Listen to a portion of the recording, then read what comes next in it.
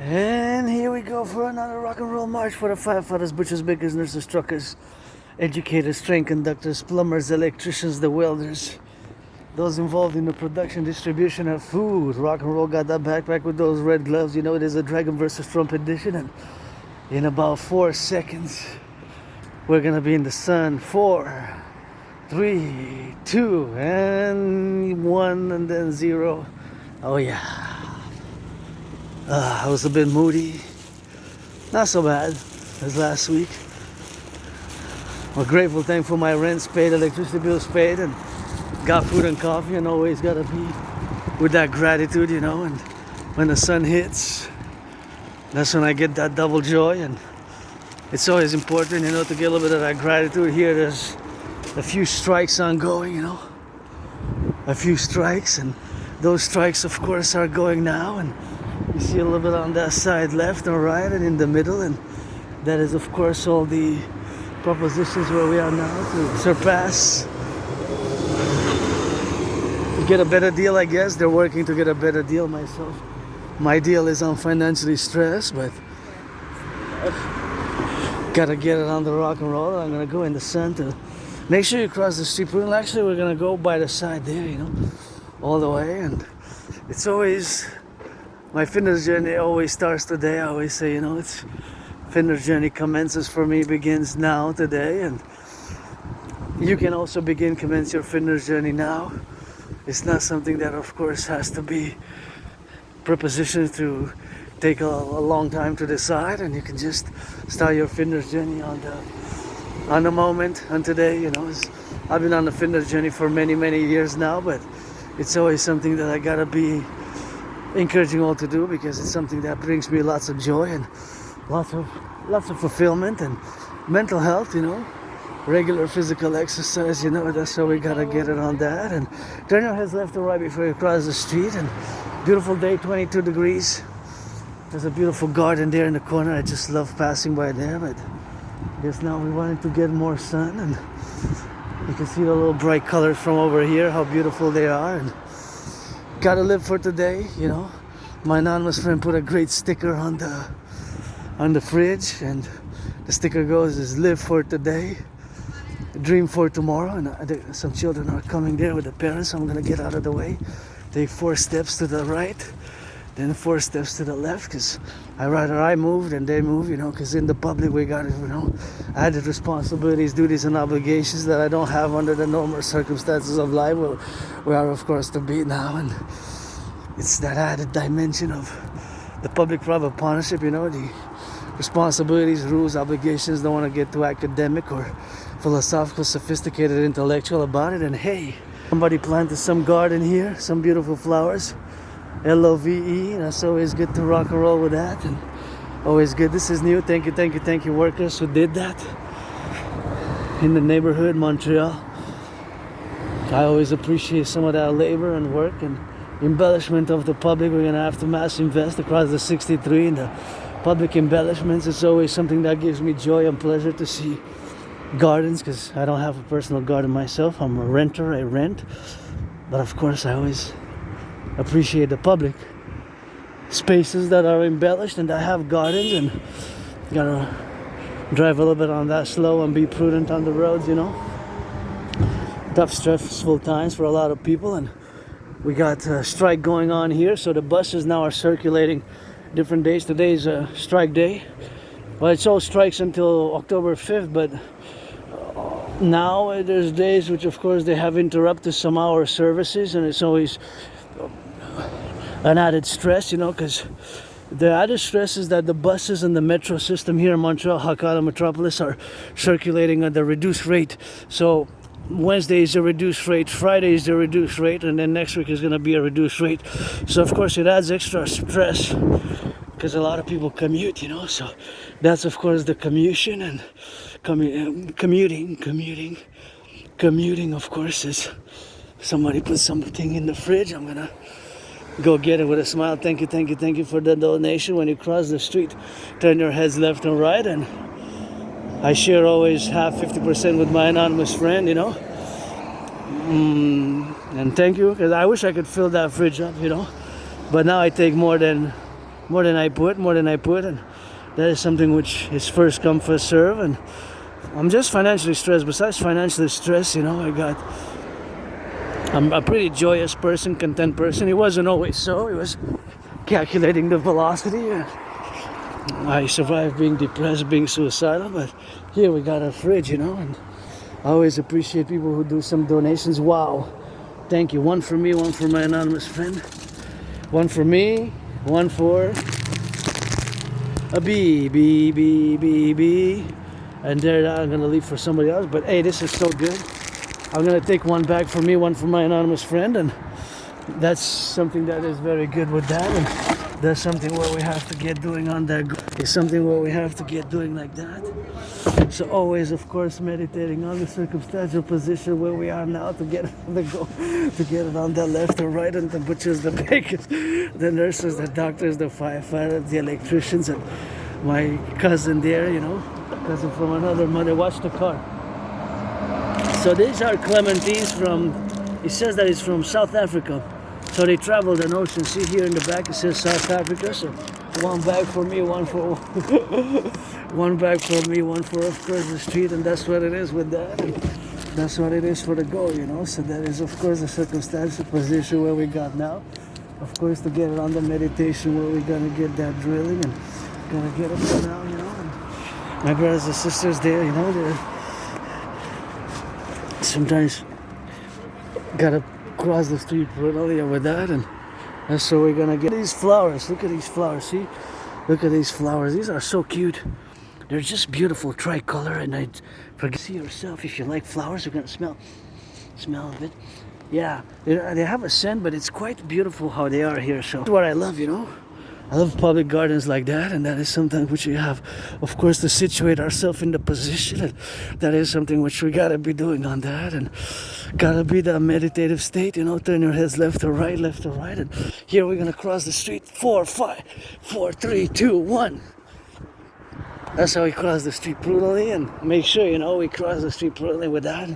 That's something what we have, of course, to do like that, and take our double vigilance and turn the heads and make sure we cross the street brutally and safely. And we got a little bit of flowers here, added flowers, and all these flowers.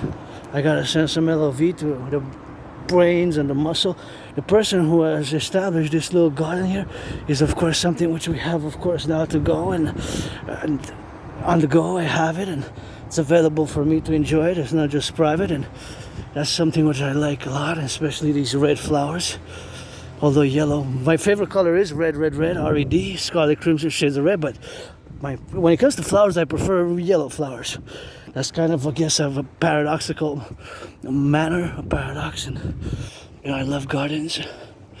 You got some skyscrapers in Montreal. You got some big, tall buildings, and you got some smaller buildings, and you got great architecture and lots of population. Hey, it's the second most populated city in North America with that 2.5 million people. And yeah, I'm very happy now. Thank you to the citizen who donated the clementine, they're called, so they're not really oranges, but kind of they're like smaller oranges in many ways, but I guess from the same family. But one bag for me, one for my friend, and she's gonna appreciate if I make $1 million to be in the tree. I'm gonna give half, 50%, and that's how we're gonna rock and roll it all the time. And now we go down on the little valley here, and I want to cross on the other side because I want to get as much sun as I possibly can today, Wednesday, and we're gonna go kind of like a snake and turn the head of the snake to the right, and then go right into the sun and do some of that geopolitic and meditation, lots to regurgitate. But first and foremost, I just want to say my gratitude again for the donation of those 2 bags. I wish I could put more than I take nowadays. I take more than I these. Aren't they just so gorgeous? 1, 2, 3, 4 different ones of the same brand. And it's not really a brand, of course. It is a flower type, flower genus. Genus is in Latin for, basically the word genes comes from the Latin genus. I'm no expert in Latin, but I do know Latin for some reason. Latin. And with memory loss, you don't lose linguistic capabilities, mathematical capabilities, or other such. Of course, you can lose your memory, but not necessarily linguistic memory. Linguistic capabilities and mathematical capabilities, how to count, how to how to do those mathematical calculations or language skills. If you're a polyglot, you speak several languages as I do, and I have no idea how come I know so much Latin. I'm not an expert. I can read it, I can know phrases and all of it. I'm not an expert level, but sometimes I just don't know how. Maybe I learned it years and years and years ago as far as my memory goes, prior to like winter 2014, which is like a long time ago. Beautiful flowers here too. That's about like February, right? End of January, February 2014. That's 11 years and 7 months ago. So I have a very good memory of the past 7, 8, 9, 10 years. And after the 11th and some months, like just before like winter 2014, in January, February. So that's a long time ago. If you take it into annual accountability, that's more than 11 years and 7 months ago now, because we're in the end of September, going on the 24th. We are the 24th of September today, although in the year of darkness in my parallel life, it is the year of darkness, November 23rd, 2029, where I build design 3G. Well, it's no longer 3G in 2029. It's 5G, 6G, 7G, and I design build antennas such as that one, telecommunication antennas, smartphones and supercomputers and radio stations and telecommunication gadgets and satellites.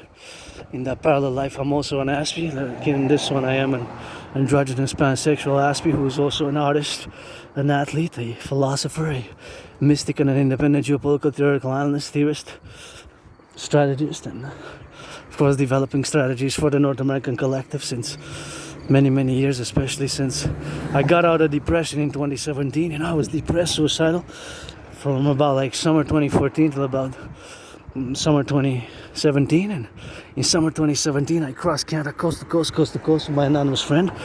August we went to BC, British Columbia by bus, 3.5 day bus ride.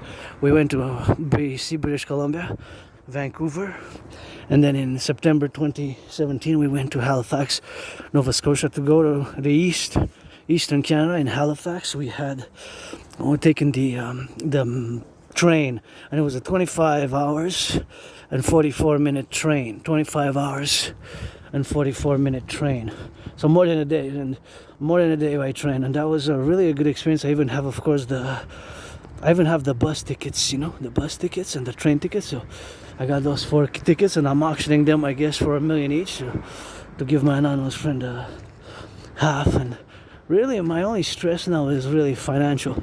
Besides financial stress, I'm really okay. Yeah, sometimes I get moody and XYZ, but I'm no longer depressed, suicidal. It's been a hard battle, a few years, but crossing Canada coast to coast, that made me really establish a strong esprit de corps with my fellow Canadians, so I consider family. And ever since then, I started working out and exercising, and I have a ritual-like routine, due to most people with Aspies like myself, or neurodivergent, or basically it's on the spectrum. I'm on the autistic spectrum with a milder form or a different form of variant. I say variant form of autism. It is high-functioning autism, or I call it VHFA, a variant high-functioning autism, or a variant of autism which is high-functioning. So I use those, of course, interpolated in the congruences, of course, of where I am now established, and that is just the domain to get a little bit of sun like that. And that is something which I gotta get doing, so that is, of course, something which I myself live with, is a frequential on the frequencies. I always say on the sometimes rock and roll on those different frequencies, and loving me some of those beautiful, gorgeous. For some reason they make me think of that Napolitan ice cream. Napolitan is that 4-color ice cream, which of course is right there. It looks like that, and I love that. That's a beautiful garden. Always here, even if it's one way, turn your heads left and right, Make sure you cross the street prudently, because you never know, The brakes malfunction. Sometimes the citizen driver might press the accelerator instead of the brake. So that is a possibility to occur. And every time I pass here, I reimagine all this. It's so gray. It's just so gray here. It's just, I know, I wish I could paint it. If you bring me the tools, just paint it green, paint it red, paint it blue.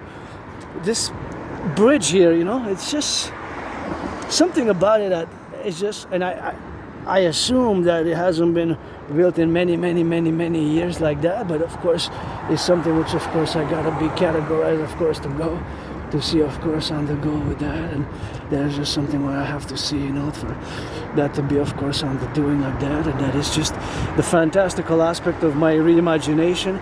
And I'm pretty sure that it needs, a lot of bridges need rebuilding. We need mass investment in that infrastructure. And of course here I could get an idea of what I want, but I guess many people would probably want something similar, that we paint, put a little bit of that good paint like that, and that is just a good paint like that with that, and it's something which I gotta be seeing, a bit of blue, a bit of red, a bit of green, a bit of like black, white, and rainbow. I just would love to see that here. Hey, it will be quite nice. I guess I would smile even more when I cross this bridge. And with you fellow neurotypicals, we have to build bridges. I wonder what those, well, actually they serve a purpose, right? So for in case of an accident, so it doesn't hit the cement, those 4, 1, 2, 3, 4, right? Those 4, they're kind of barrels, but they have a more security and safety purpose. 1, 2, 3, 4, right? They have a purpose there. I guess it's a bit of a science to relieve in case of a derailment of the car, so that it doesn't bang directly into the, and the 360 full circle integrated citizen security protocols from now on in our coming Empire to 63. When you hear the ambulance, the fire sirens, you turn 180 degrees, you slow down your car, you slow down your steps, you turn 180 degrees to the left, 180 degrees to the right, and then you continue. So for example, you got to turn to see, and of course make sure which side you go, of course, because you never know. Of course, that is just something which we have, of course, the capabilities where we got now, of course, to be endeavored in all our civilizational complexes, because if they come fast, if it's an ambulance, if it's a firefighting truck, firefighters, or if it's a siren of the police cars, you got to do it. So from now on, just when you hear ambulances, you just turn left and right. So 180 degrees, right? 180 degrees to the right, 180 degrees to the left. Just for added prudence, slow down your car, slow down. Slow down. Life is more important than the cars, Be it even if it's $1 million car. It's not that important. Even if it's $1 million car, or if you're gonna be late, just slow down when you're in the car. You hear that? Slow down, and of course turn your heads left or right. And that would have been something with that, trying to do like that. And that was just something which we could have had, to be doing like that, and to be doing the security protocol in the moment where we have, to be doing on that XYZ. I mean, it's a beautiful sunny day, kind of like 22 degrees, but it's kind of a little bit windy. I like the wind how it is now. Approximations that is going to probably go down by 5 degrees, but it's going to take a few hours. So when you hear the ambulance, when you hear the sirens of the police or the firefighter, just do the 180, 180 to the left, 180 to the left, 180 to the left, 180 to the right. So basically what you do is just a full circle, right? And especially in areas such as this, where you have the for the bigger intersection, where you have not just one going east and west, or north or south, you have both the east, the west, and the north and the south. So of course that will allow you, of course, to see and visualize, of course, all the perimeter. So 180, see, for example, there's the police force there, the SPVM, of course, if they have to go for an emergency, and they have, of course, to respond now and go by the trajectory, you do the 180. So you're gonna do the 180, of course, to the left, and 180 to the right. So you get the full circle spectrum. So of course you're gonna get your full spectrum, and then you're gonna cross safely, of course, the street. So you're gonna cross safely the street, and of course you gotta turn again, because you never know, although you have seconds on the go, people are stressed, and you gotta do your self-diligence in the public, for added public security, and of course on that safety and that prudence, because now we have responsibilities added, right, in the public, just for my safety, for your safety, for everybody. We have added not just duties, not just rights and privileges, right, in the public. We have added responsibilities, obligations. So this is something that our Imperial Republic will, of course, consequently do, and manifest in a way that we have this educational aspect, and that's very important. I think that from now on, the 360 citizen integrated security protocol, or it's called also the full circle, should be established and incorporated throughout at least the North American collective civilizational complex. So 180, you just slow down or just stop completely, whether you're driving or slow down your car driving, or even if you're marching, jogging, or just when you hear the sirens, turn 180 to the left, 180 to the right, right and left. So you turn right and left, and that gives you a 360-degree angles. So you cover all the angles, because you saw on the other side there was the police forces. And of course, on the police forces, they could have, of course, rushed. Maybe they would have sounded the alarm, and of course, they would have put the alarm, of course, to respond for an emergency, right? To respond for an emergency. So that is, of course, the category of the prudence in the side. You know, it's just the prudence in the side of the spectrum, right? That is my own created, of course, citizen security protocol, of course, for the domain name where we are now, to be, of course, adjudicated. So this it takes a bit of deliberation and it takes practice. So think about it, 180 to the left, 180 to the right. So that's, of course, something that you have to do in the consequence of where we are now, to be in the civilizational prudence, you know. So that is just something which, of course, is the civilizational prudence, of course, of all of us, where we have, of course, to endeavor ourselves to just do it, you know, just do it. 180 to the left, 180 to the right. That's it on that, and that's it on that aspect, of course, to be the philosophical part of it. It's a simple philosophy, although I guess there's some sophistication to it, if you will, that when we're in the public, we have additional and increase in not just rights and privileges and the rights for our liberty and security, but of course we have some duties and obligations as well for others and for the self and for the others. So especially in a scenario where we have that emergency response. So now I gotta take a little moment to salute the public workers. See, there's mass public works done here, mass public works, and we always check a little bit of that, how it's done here. See, so these pipes, see, they're made in the USA. It's interesting how cool it is. You can check the different dates on them, but these ones, of course, I'm assuming that they were fabricated, but it's not an assumption. It's 22nd of May 2023, and even the hour, 4:44, but AM or PM? AM or PM? I'm assuming it's PM, but it could be AM. Was it working 24/7? And it's made in USA, Westlake. So 444, isn't that cool? 444, that'll be a good omen for me and my anonymous friend. Financial rehabilitation, that's my only concern now. Economic, besides that, I'm pretty joyous. And see, we are to salute, because every time I pass by here, I do discuss my thesis, which have put and discussed in 2023. That is the privilege of civilization. And you can see here that we have renewed the pipes, you know.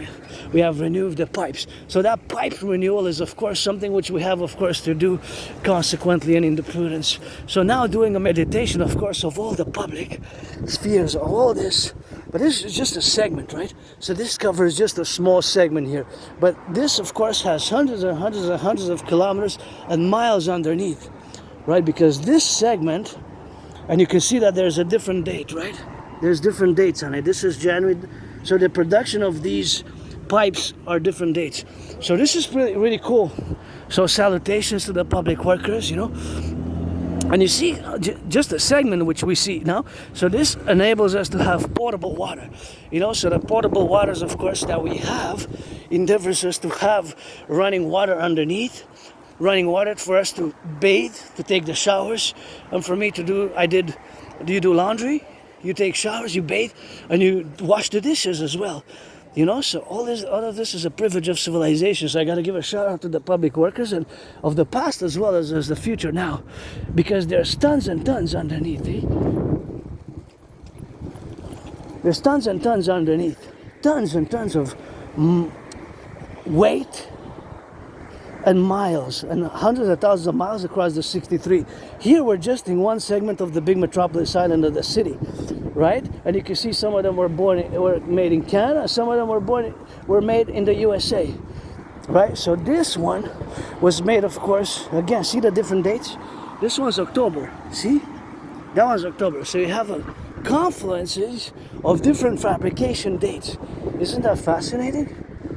It is to me, and now my brain goes ASPES, meaning because of my autism, my high functional autism and Asperger's, I try to do a calculation. How much did the pipes cost, and the cost from Canadian dollars to US dollars, and what is exactly the work that's being done, and how many meters, and the purpose that they serve, and how much can they carry, and of what velocity. Velocity is of course speed and distance, and then you have of course the other dynamics that it is water, liquid, so you have the quantity as well, so you get a little bit of a added mathematical calculations or speculations thereof, because of course I'm not going to pretend that I'm an expert, but I know the general manners, and I do know that it's super important for our North American collective, and even me, to do everything that I do, my rock and roll, my geopolitics, the public works is super important, fundamental to our continuing survival in the North American collective civilizational complex. As I go on this march on this Wednesday, 24th of September, saluting, thank you to the public workers, the butchers, the bakers, the nurses, the truckers, the firefighters, the electricians, the welders, all those involved in the production, distribution of food. And you got pipes from the USA imported, and you got parallel work on the side. So this parallel work, of course, it's integral to having running water, potable water, drinking water. So my thesis of 2023 was the privilege of civilization. So you see just here how it relates to the privilege of civilization, which we have, and even this pedestrian and the highways, and of course the electricity. It's always go Hydro-Quebec, LOV to the workers of Hydro-Quebec in the past 20th century who built. We got now 63 dams, and our electricity doesn't pollute, or very minimal pollution, because it all comes from water, and it goes even to six states now.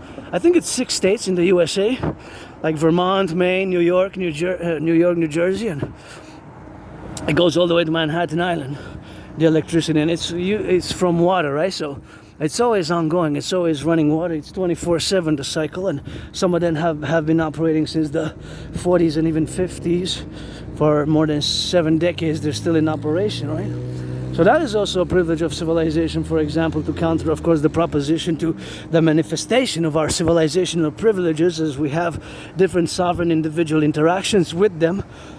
I don't want to be too philosophical or academic and scholarly about it, but just to say that we all have it as individuals at the micro level, and then at the macro level we all have the privilege of civilization and the utilization when we use running water, when we use potable water, when we take a shower, when we do the dishes, when we do all the activities which we do with the electricity, or just going now on this pedestrian walk. It was built with cement by the public workers. Always go public workers, go rock and roll. And of course it was built with brains and muscles. So this is also a privilege of civilization, and fundamentally it requires a bit of meditation, and it requires not necessarily a creative nor artistic, although I am a creator of that rock and roll art, and due to my neurodivergence I see my brain works differently, so we have that complementary preposition of me being neurodivergent on the autistic spectrum with Asperger's, and again there's the differences which sometimes can be reconciled by communication and dialogue and asking some questions. And if I'm just speculating more now. I'm not a master of public works. In a previous incarnation, sometimes I was born a man, a woman, a woman, a man, man, a woman, a woman, man, man, a woman, woman, a man, and you get that 50-50 now. But yes, in some past previous lives in the Roman Empire, I had worked in a past life on the aqueducts, more at the physical level than at the engineering level, more than the physical level than engineering, but it requires both, see? So we know about this, that it's made in the USA. It's made in the USA, right? So that we know, made in the USA. And we know how important it is for the functionality of everything that we have, right? Because it makes everything function, of course, in the regards that without it, we wouldn't have the same life conditions. And sanitation also, it's a question of sanitation. The increase in sanitation, does even the overall general cost, the general living, the comfort, I guess, comfortability and the comfort and the sanitation, I guess to a certain extent, they can go together, and it's something which we should celebrate. We should celebrate together, and we got a lot of work to do across the 63. It's always for the 63, the 10, the 50, and the 3, and always, of course, complement to everything that we do is also rebuilding. Some of the principles are old school; they're still good. Hey, some of the principles of the old school remain even today. Certain principles of building and construction, the aqueducts, the sewers, which were built over hundreds of years. You know, I say decades, but even because mostly in the 20th century, but it kind of predate the 20th century. You know, so it's of course a predation. Look at that, that's big. So of course, being that it predates the 20th century is something which we have, of course, to concord, right? Because if it predates, of course, the 20th century, it goes before the 20th century. But mostly what we have today is from the 20th century, right? The sewers, the canals. See, if you look at this one says Canada on it, see? See, look at that. That says Canada. That says Canada, but I've seen some of them says USA. Some of them say USA, and some of them over there it says France. France. I guess they shipped it, or they had a good deal, or I wonder how come some of them were France. Maybe during that decade or period of time, maybe that steel and production was cheaper and more financially viable to bring the iron. I guess they're mostly iron and steel. Iron, I would say, mostly iron and steel, right? They're not aluminum, mostly from France. See, like this one is Canada as well, and you have some numbers on them, like I'm not sure what that number means. See, A 1750, and then you have the 200 there. See, that must be an industry standard or classification, something. Maybe it has to do with the production and how they was manufactured, and something, I guess, that maybe only some few know, or that knowledge, wisdom has been lost of why those numbers with those letters are there. And this is a peculiar Asperger thing, you know, focusing on certain details like that, or just like I showed the other day, you know, when I look at certain objects in the store, I inspect them close to the eye for like minutes, and for years my friend has been told me, hey, you know, you look weird doing that, eh? And I couldn't understand that it's an Aspie thing, it's a neurodivergent thing. It's mostly somebody with autism who would do such a thing, to take an object, for example, you know, in the store, you go in the store, you shop, you inspect your object, you look at it, you know. But Aspies, not all Aspies, but myself as an individual sovereign citizen with Asperger's, and would inspect it and would look to see even small printed details, such as small numbers. Sometimes you notice on the labels, there's tiny letters, tiny numbers, which you wonder their purpose there, and they do have a purpose. There's sometimes their classifications, sometimes their industry standards, or it could be even the number for where the factory is. For example, if the multinational corporation has, for example, if it's a can, right? If it's a multinational corporation that has 44 different plants somewhere across the world, and let's say it's the number 1984, and with two letters, let's say RA or HAD, whatever the case may be, or 4 letters, or 3 letters, or 2 letters RA, and then the numbers, maybe that numbers correlates to the state, in a certain state in the USA, or even a certain country where that specific can was bottled and produced. Or it could be a relation, for example, in Canada, it could be to the province or the territory which it was. Or in the United States, it could be, of course, related to the states. Sometimes we look at those details, you know, those odd details, those really odd. Sometimes even today in my video earlier, you can see that on a certain label that you see there's these small numbers in the, for my coffee that I had from product of Germany, the instant coffee. You see there's 2 different numbers, and still it remains of a mystery of their purpose. Numbers with letters, and they're in the 100,000 numbers. So what do they mean exactly? Maybe it may be, like I said earlier, maybe that was the 166,718th can. Well, it was not really a can, you know. It was not really a can. It's not a can. In this case, it's a jar, because the coffee, the instant coffee, is in the jar. So maybe that's the meaning of it. So for example, here, see, there's NQ, see? Those details. NQ, 3,221, and then a line, 500 over 200. I'm assuming that those are the dimensions, right? Dimension, but what does the NQ? Those are probably letters for something, and there's an FL there. I think there's a 66, and here there's a C, 50, and P. So all these maybe are certain industry standards that may be related to the public works. Yeah, ASPIs were like that sometimes. I want to know because I'm curious. Somebody must know or knew before, I guess, maybe at the date of the production, and maybe somebody in the city somewhere in this big metropolis island of 2.5 million people knows that knowledge, information, because they have a meaning, right? They're for classification or ordering or structuring. You know, the classification, the ordering, or some structuring that it goes roundabout. And here, don't pollute. I'm going to take it because I'm going to recycle it because it's recyclable. So I'll show you, for example.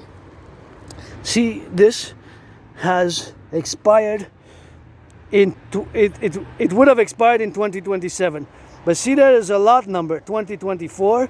That means that's the year. Then 06 445. But then you see also that you have, so an ASPI like that, in the store I would have taken this product and I would have inspected it like this, close to the eyes, like this. And basically, I know it's weird, like, you know, to inspect like that. It's very weird. So what I would do in stores, and I've been doing it for years, and my friend has told me that there's these numbers here. See, there's numbers, not the barcode, right? It's not the barcode. That's the barcode. The barcode is different. This is the expiry, and the other lot, that's different. But there are other numbers, such as these numbers. See those numbers? That number is 1, that's 12 million. That's 12 million. How many has? Okay, that's 128,380,200. That's 128 million. Maybe me and my anonymous friend have that much money. We're going to give to charity. 128,380,000 and 204, and then there's a line 003, a subline, and 0523. Okay, so I'm assuming, this is an assumption, that could be a date, the 0525, 23, 0523, 0523. That could be the month and the year. That's 003. That might be, of course, maybe the product, or the product, the type of product, the year that the product was put into functionality, and then you would have this, how many labels, this 100 something million labels, you know, 100 million labels with that. So this is, of course, some numbers that they probably, if you would have checked others, so this is a product, what is it? Let's see, it's sugar-free, energy, it's a bubbly multivitamin drink mix, right? So this vitamin drink mix has been produced by this corporation, N.A.C.W.P. And of course, this corporation, maybe they produced 128 million, because that number is huge, of course. So maybe, of course, they produce so many hundreds and hundreds of million, right? 128 million. So basically, of course, that could be a possibility, but I don't know for sure. I don't know. But of course, it does serve a purpose. This whole number here, 128 million, has a purpose. Somebody knows. Maybe it's an industry standard, and then it's the numbers, of course, which coalesce, of course, to go on and off in the dynamics where they are. Right, so these dynamics are, the numbers are there to stay, basically. So I'm going to recycle it, because that's what you should do, and put the recycling in the recycling. So of course, that is an ASPS condition. So that Asperger condition is the fact that we will focus on certain details where we are now. So those details are on the labels, on those labels. So you can see the details on the labels. And sometimes those labels are small prints. They're so tiny, so small that you don't, a lot of people will say, man, I've been buying that product, of course, for so many years. For 7, 10, 11 years I've been buying that product. You know what, bro, sisters, bro? I never even noticed that number there before. It could be that, because it's so tiny, small, but you wouldn't give it. It's a detail that most people, I guess, would not really care about. But this is an ASPI thing, so that's why ASPIs, we have these strange, bizarre, weird, and odd traits, characteristics, which they're not bad, they're not evil, they're not negative. So we're not bad, we're not evil, we're not negative, we're not demonic, but it can be weird. And I remember starting from years and years and years ago, my friend told me in the store, says, when I was doing that, and I still do it, I do it because there's no harm in there, and just because I do it, it's kind of an automatic how my brain functions. I need to check the little numbers and try to speculate on what they are. And before COVID, a few years, I wrote a few emails to corporations just to inquire what it was. I guess if somebody read that, it says, man, I don't even know. It's somebody who maybe only a few people know, because it has to do with the standards, industry classification, or certain standards of operation, right? Certain standards of operation. But there's definitely a purpose, a reason, which can be A, B, C, D, or X, Y, Z. You know, there's a motive, there's a purpose. Those numbers, they wouldn't waste the ink, right? They wouldn't put the ink, they wouldn't write the numbers in such a sequential manner, and so sequential and so informative, because it provides certain information, but it could be internal, you know, internal for the industry. So basically, a lot of people wouldn't even have an idea, you know, of what it is, of what those numbers are provided, of course, to be. So those numbers, of course, are the classification of different levels and layers of all the. Oof, I gotta get a whiff of some car was the exhaust. I just gotta move a little bit. So that is just Asperger's brain, how it differs, you know, and how this is a thing which we do. Myself, I do it, not all Aspies do it, of course, but keep in mind we're a small percentage, and that can be weird. And myself, I'm one of those half of Aspies who are unofficially diagnosed, 0.44, less than 0.5%, less than 1 and less than 0.5% are officially diagnosed. I'm one of those who is not officially diagnosed, but I've been semi-officially diagnosed by several citizens, individuals who have experience in the healthcare system, and who have worked with autistics, who have worked with people with autism, who have worked with people with Asperger's, and who have worked with people with Asperger's and autism, and who have experience in the healthcare system. And I didn't want to accept it for years and years and years and years, and for like 5 years I said no, I didn't want to wear kind of the label and accepting this, because it still is considered in many ways a disability, but it's not a disease. But I don't use the word disease at all. I don't use the word disability. But in certain cases, I will say that indeed, Aspies and people with HFA, which is the same thing because it had merged in 2013. I use both Asperger's and HFA, of course. It is, of course, we are less able, you know. We're less able in certain things. We don't fully understand social dynamics. So those social dynamics, of course, can be more difficult for us to fully grasp. We might not get certain, so we lack social skills, you know, certain social skills, and I certainly worked on it. But as you look now, for example, how my Aspie brain works, I meditate, of course, concorium, that this is a segment. This is, of course, a segment of the population of who are traversing, going east, west, north, south, and you have a segment of the population as they go east and west in that segment, and you see so many trucks.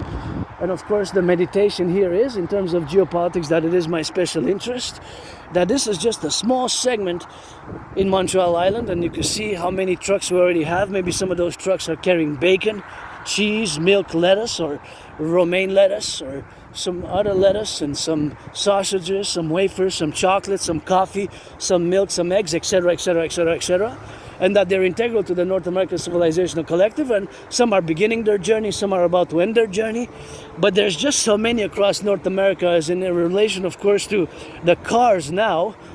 I do the calculation, which is an economic financial calculation. I don't drive myself.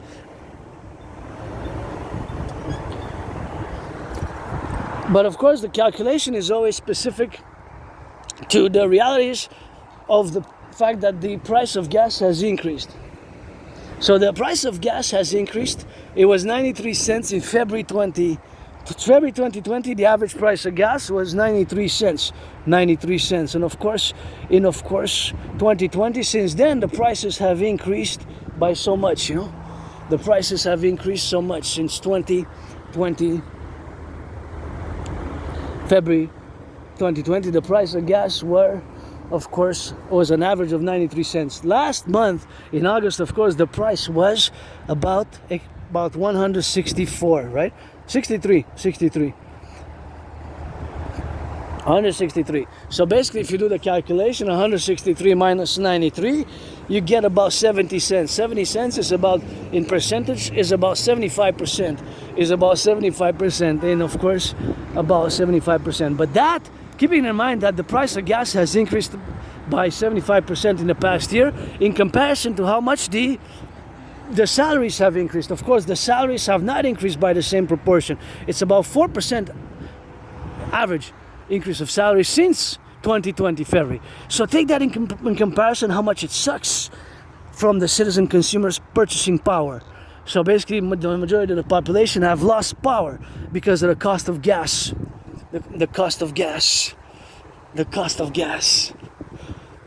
The cost of gas, right? So that cost of gas has sucked from the majority of the wealth in a big disproportionate manner. In a disproportionate manner, right? Way disproportionately. So that is, of course, just the relationship and the truth. And that truth is, of course, something which we have, of course, to consequently turn your heads left and right when you cross the street. Make sure sometimes they come from there. So, yeah. So, of course, the consequential preposition is, of course, the fact that they have, of course, the fact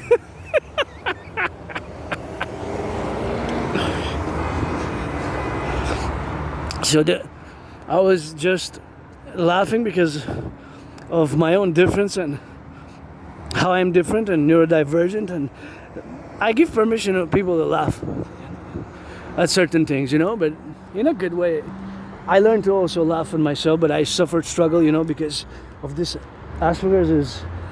It can be hard to manage, but it's not evil, it's not bad, it's not negative, it's not detrimental, right? It's just different, right? And me, I'm not difficult in acquiescing, interjecting somebody's individual freedom and liberty if you so request for me to depart or take some distance or stop discussing, conversing a project. Not this, because I'm doing my work on YouTube, and fundamentally my work is crucial for the North American Collective and beyond, for NATO in this 21st century where we are, especially my geopolitical theories, propositions, and of course all the domain, of course, of which I do, together with everything that we are endeavored now to be, which I'm going to discuss in a few minutes after I finish the discussion on the cost of living increase, because we're now having a parallel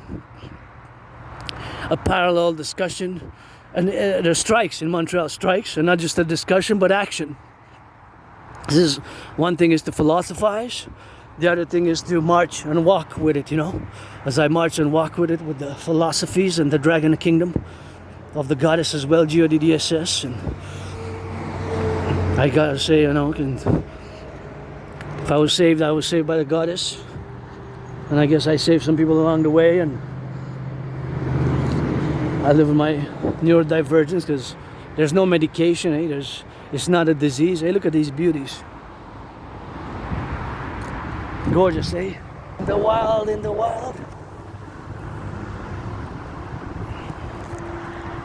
Wilderness with the civilization in equilibrium. See how we have equilibrium here. They still grow regardless of the pollution of the cars.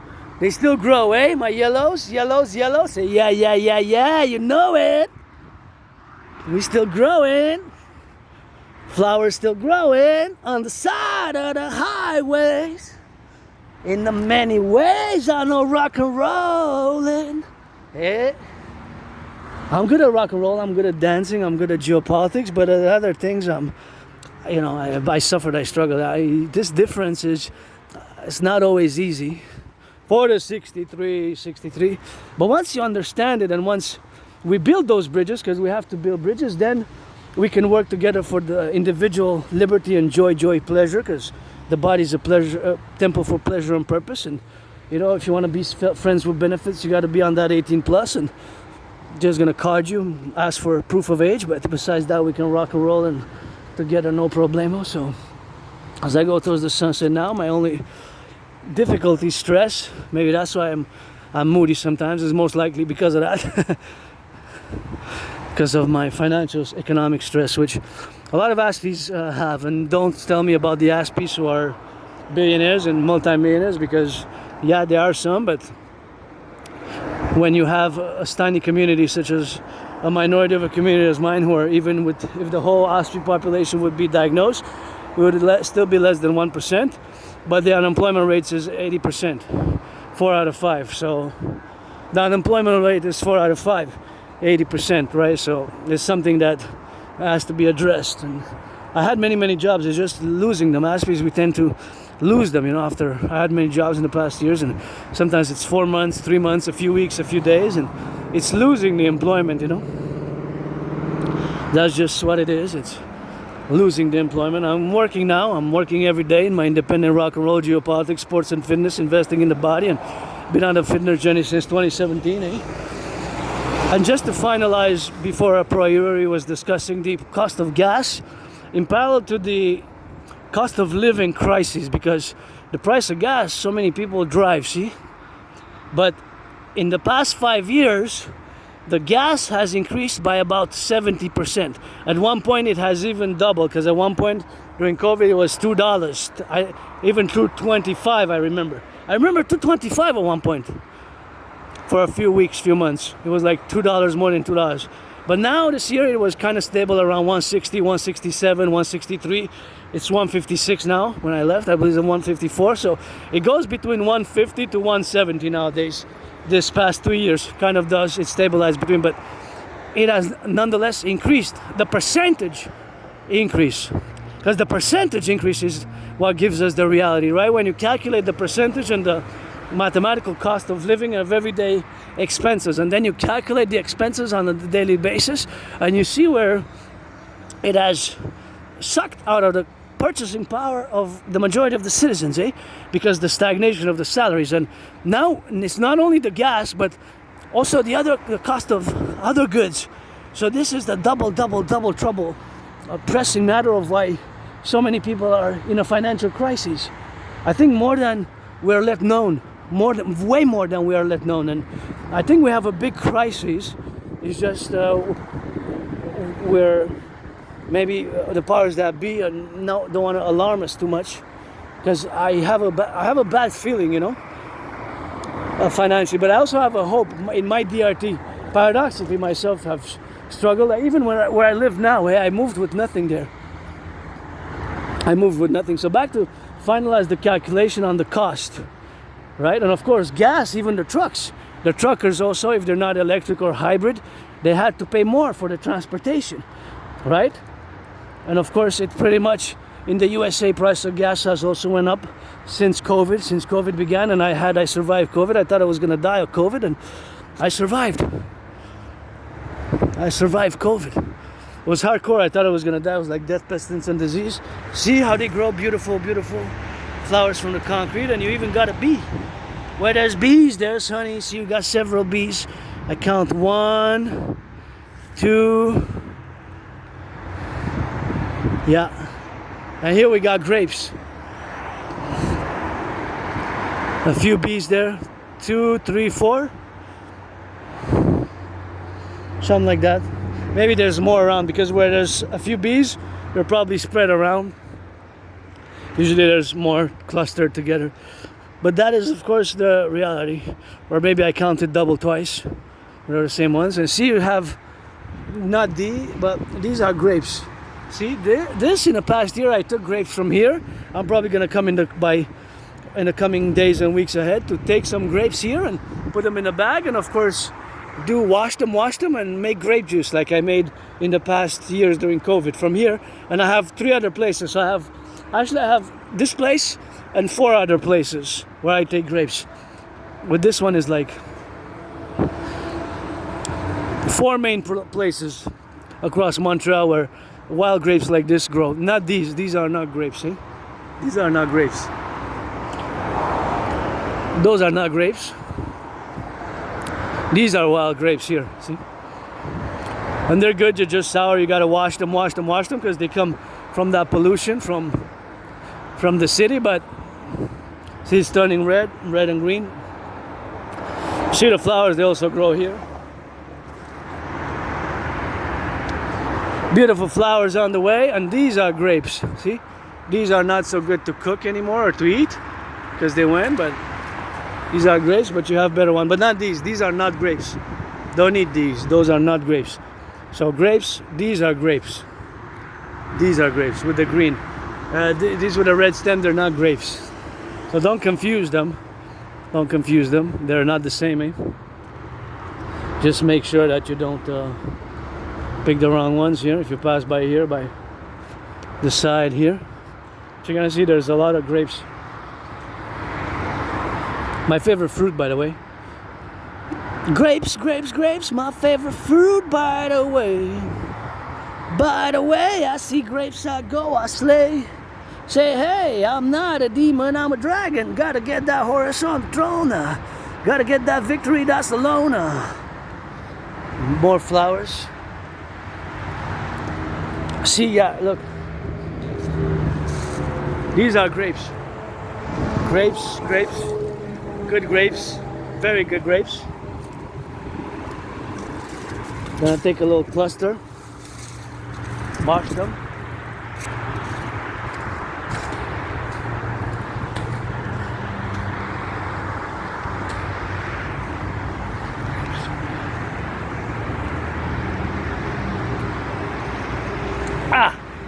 They're good and sour.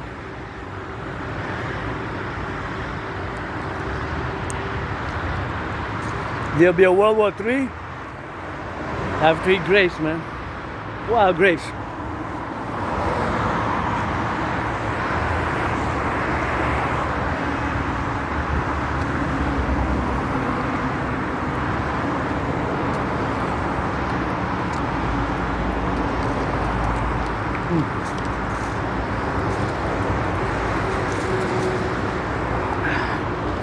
Wild grapes. That is good and quite tasty, those ones. Not that sour. I thought they were going to be more sour, but anyways. So to finalize on the cars and the driving. Oh yeah, these are very good here. Oh yeah, those are awesome. What a beauty, what a beauty. You're going to wash them?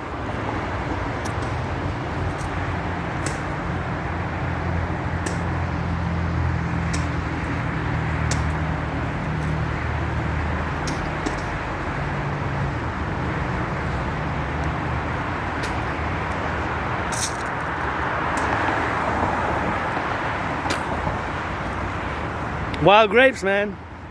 Surviving the World War III, gone nuclear.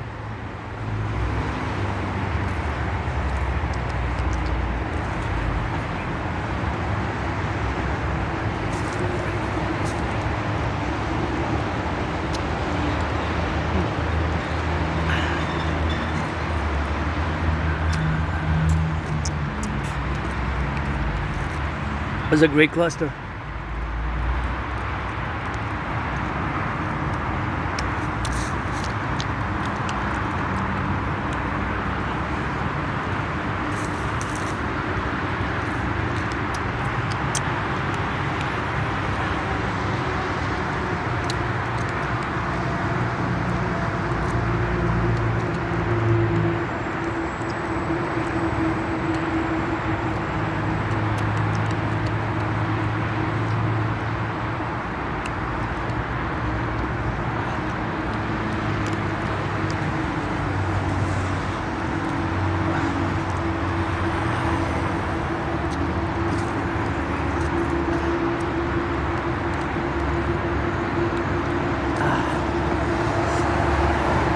These ones were more sour.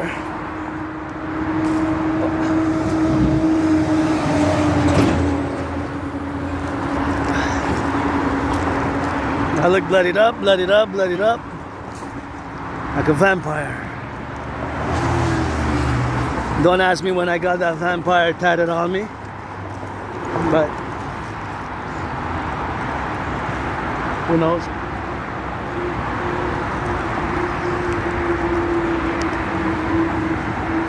This is what I'm looking for.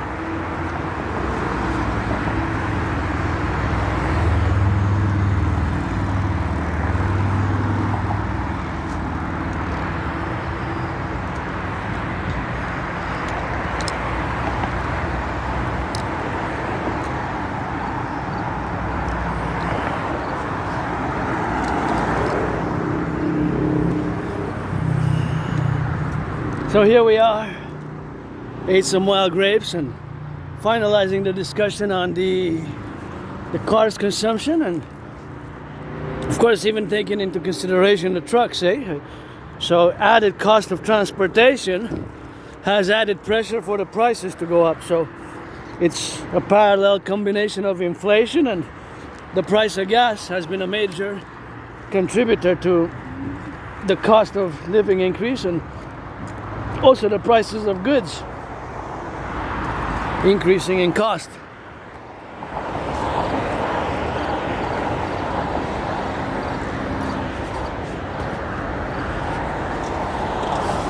Increasing in costs. The increasing in costs. So that is just something fundamental to the economic calculation which we have endeavored us to do. So of course it's an added pressure, and just to finalize, what is the constant mathematical financial constant?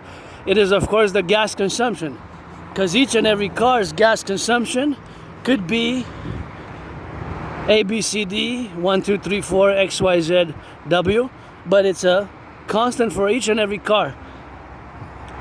It never changes, meaning that this car that's coming now towards me will always consume an amount of liters or gallons per 100 kilometers or 100 miles. Let's say this car consumes 12 liters per 100 kilometers. So when the engine is on, that's about the standard. So that's the constant. What's the variable? The variable, of course, for each and every car is the cost of gas. The cost of gas. And some days and some weeks and some months, sometimes you drive more. Maybe you drive more during the summer, less during the winter. It could be seasonal, weekly, monthly, things of that nature that are mathematical variables, right? Those are the variables. The constant is the amount per 100 kilometers. It could be 9, 10, 11, 12. Usually it's around 11, 12, 13. It could be more. It could be 13, 14, 15 even. It could be more, eh? It could be 15, even more than 15 liters per 100 kilometers. It could be 14, 13 plus, X, Y, Z. But it's always that for different cars. It could be different brands, different types of cars, but that will be a constant for that car. And then at the macro level, the price of gas, that's the variable. So for example, the average price was 93 cents in February 2020, and now last month for August 2025, the average price was about 163 or so. So big difference. So that sucks the wealth from the majority of the population, or the purchasing power is diminished. The citizens can buy less of other goods, such as bread, milk, butter, cheese, cakes, and cakes or wafers if you like coffee, or even to go out for leisure, tourism, to go out for leisure, to go out to have fun and see a movie. I want to go see the movie Him.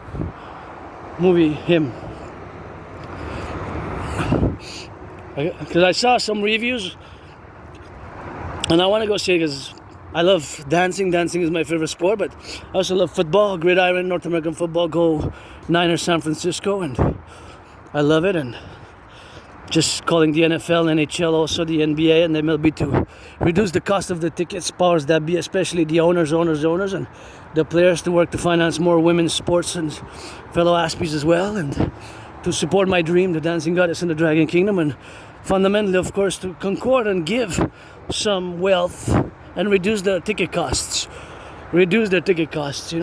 By a certain percentage. And well, give me great joy is to see the public workers, those who pick up the garbage, the recycling, the compost. I worked on the compost project between a few months 2018 and a few months in 2019, and the beginning of the year on the compost project. I brought it into the city with a team, and I was employed for a few months in that. That was a great experience. Because as an Aspie, I had many jobs. You just lose them. What is that? Crown Assets Disposal Corporation 300. Crown Assets Disposal Corporation. This could be a great barracks here, 300 for the Dragon Army, the Dancing Goddess Army with it. Both complementary covenant have been and will continue to advocate for their creation across the 63, the North American complex and beyond.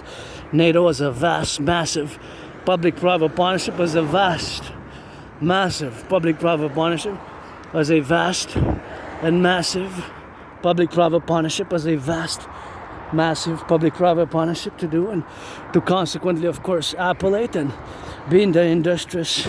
Please, please, please. If I would have had gloves and a black bag, I would have taken those. And please don't pollute here on the side. Oh my goodness, Tim Hortons is just there, guys. People, pollution.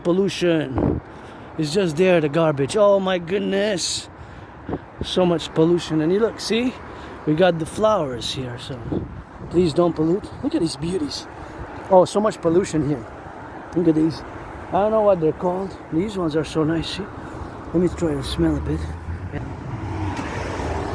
Oh, they have a scent. Yeah, these are nice. Very nice. Very nice, very nice. That's what it is with that. That is the LOV. And well, we got a lot of cleaning. That's why we need the DGA, the Dancing Goddess Army, for the environment, to clean and to do action and to organize with the city, small, medium, to clean. This gotta be clean, man. My goodness. Ah, look at that. This pollutes, but see, nature still grew. Still is, but we gotta clean it, because otherwise it damages, it goes into the earth. Hey, these pollutions during the winter, it's snowing, and then with the water it dissolves the paint on them, you know, the paint and the chemicals, and it absorbs, and then it damages the flora there that grew in the concrete. And here we got other public works being done. Public works gotta give that salutation, you know.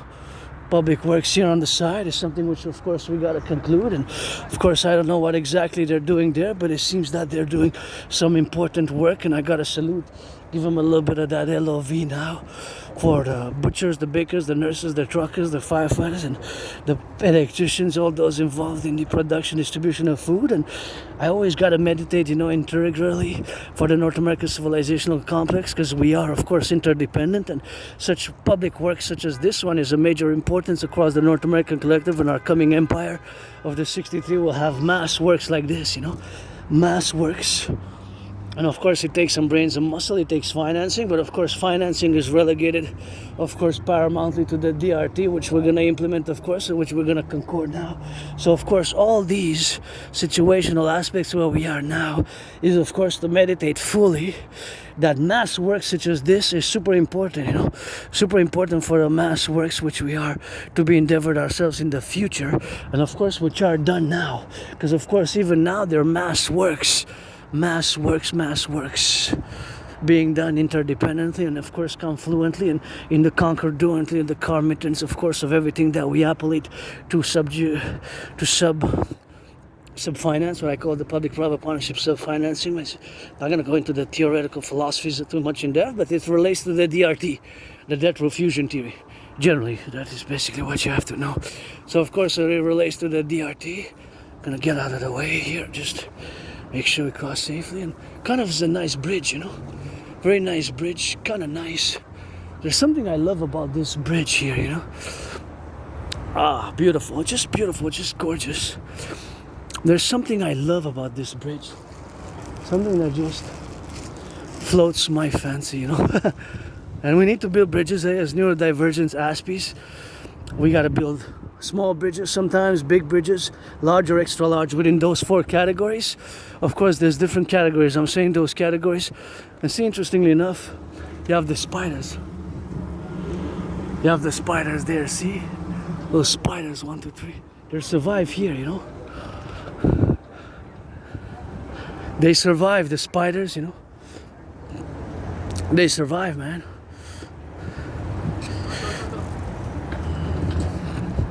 They survive. I don't know how they survive, but they do, eh? Even with the pollution. The pollution of the cars, they survive here. Many spiders. It's something which quite amazing if you think about it, eh? If you think about it. So what we're gonna do is we're gonna go parallel to the side, and then we're gonna go to, I'm feeling of going to my bank, but I just gonna go to the bank and then go back and stuff like that. Just gonna do a little round. But look at these, see? Little lions. They look like lion heads, eh? Little orange and yellow lions. Little lions. I got my lion, thank you. Anonymous friend, I guess I got some company, eh? I guess I got some company. So those are the fundamental dynamics of how we are, how our difference expresses itself. And again, it's not a disease, Asperger's. And now I'm going to discuss a bit on just Asperger's and just going to coalesce upon discussing geopolitics fundamentally, or general geopolitics, as I say, because in details would require a whole days and hours and hours and hours and hours. So beauty's hidden in the dark. Love to see little yellow flowers. You see how beautiful they grew here. Feel the yellow. Aren't they just beautiful? Look at that.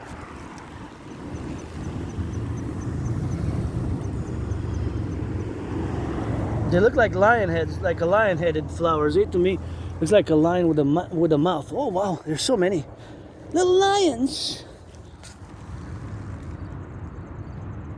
Hey, don't they look like they have a mane and they look like lions? No. To me, at least, beautiful sunset. It's always a sunset and always a sunrise. I guess I'm beginning my own sunrise now, new dawn for me, the fourth one in the past 11 years and 7 months. That's some skills, just careful for the children, you know. If there's children passing the streets, you know, slow down. If you want to do that, best do it on the highway, you know. Do that speed racing on the highway, because you might hurt some children. You might hurt some children. People have to be given warnings, you know. I know tickets can be pricey, but people have to be given a warning, you know.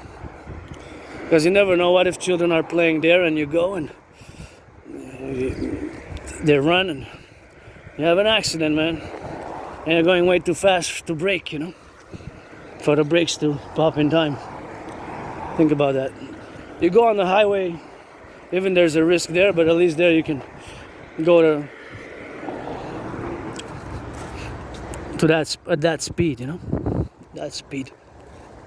So Asperger's is not an illness, not a disease. Yes, it is a it's not a disease, it's not an illness. What it is, it's a neurological mental divergent psychic condition. It just makes us predisposed to these special interests, and the special interests vary, and we have routines, ritual-like routines, and we have these we can be weird, awkward, strange, bizarre, but again, not bad, evil, or negative, right? So those are to be rejected, and we have to draw the line there when we're characterized or placed or denoted or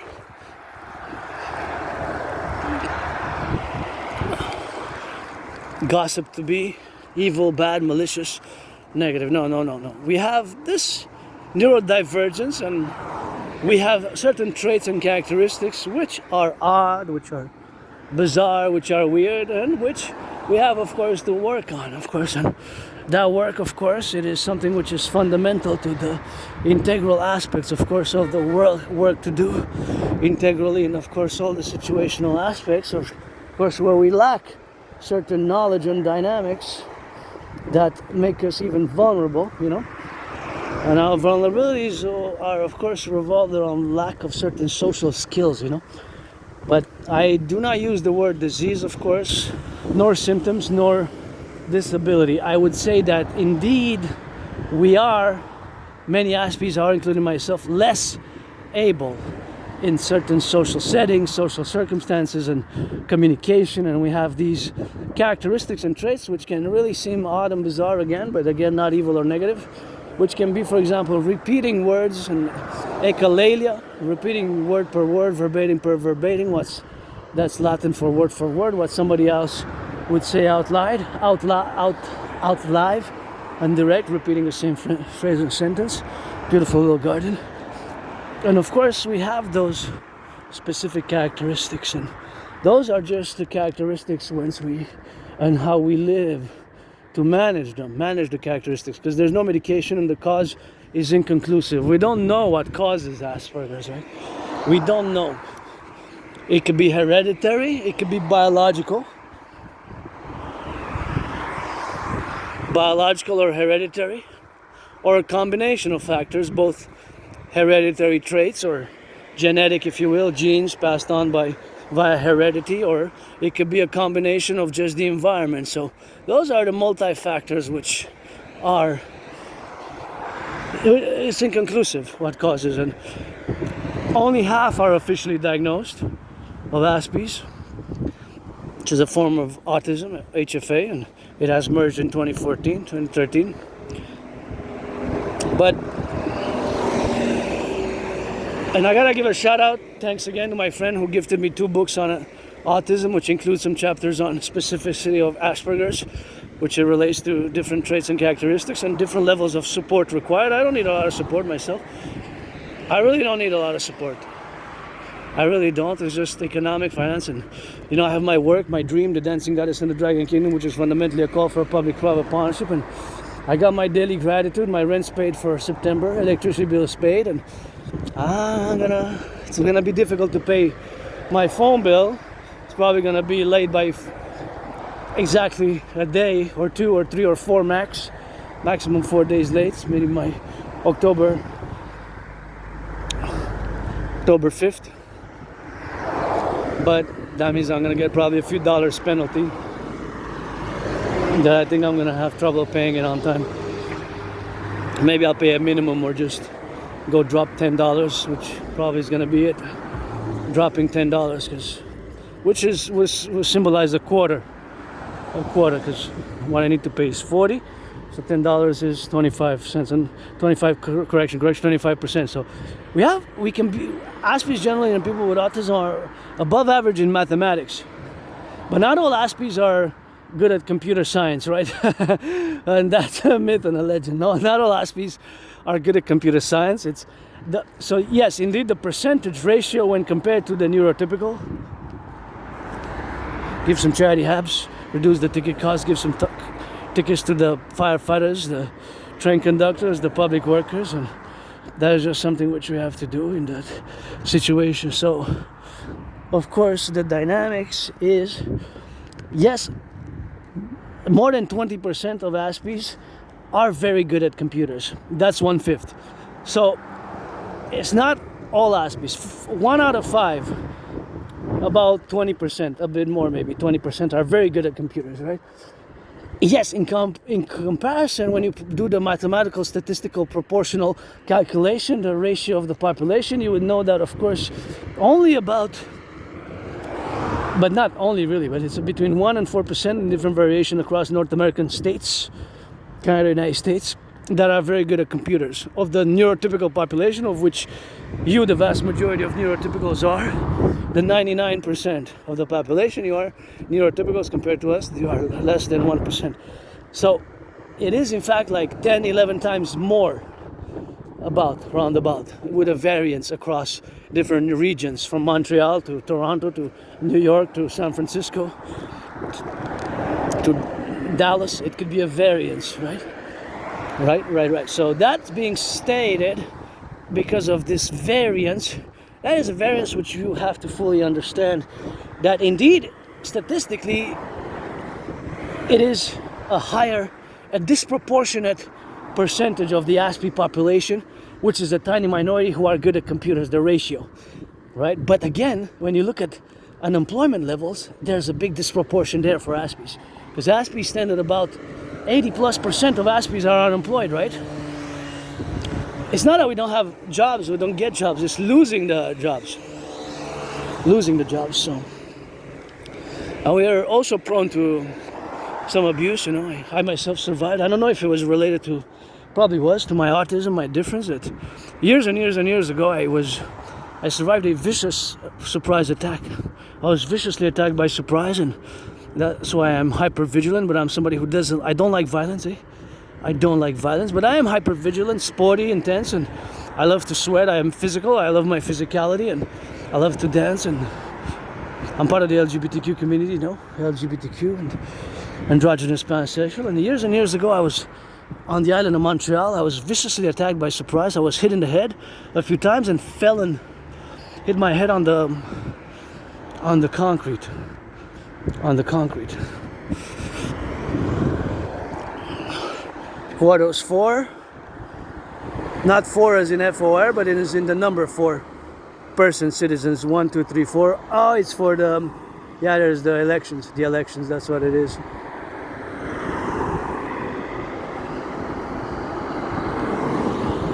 It's the elections.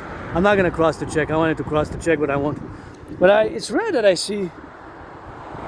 Usually I see 1 or 2 people on the placards, but now there's 4. Interesting that there's 4 there. Right? Usually there's 1 or 2, but now there's more.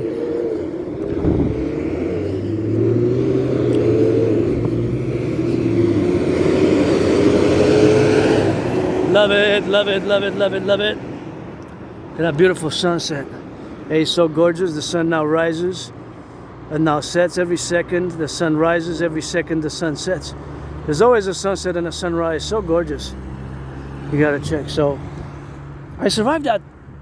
I don't know exactly when it was. I was attacked by surprise. I was hit in the head a few times. Hit my head on the concrete and had a dislocated right arm or shoulder and was bloodied up, was bloodied up, was bloodied up, was bloodied up, was bloodied up, and went to the Jewish General Hospital. And of course was my dislocated right arm, right shoulder was cracked back. So I was cracked back, and of course that cracked back was, I was put on some medications. I was put on some meds. For pain, I'm assuming. I gave myself a new deadline. So I got 4 deadlines for 4 different things to do by October 31st. By October 31st. By October 31st.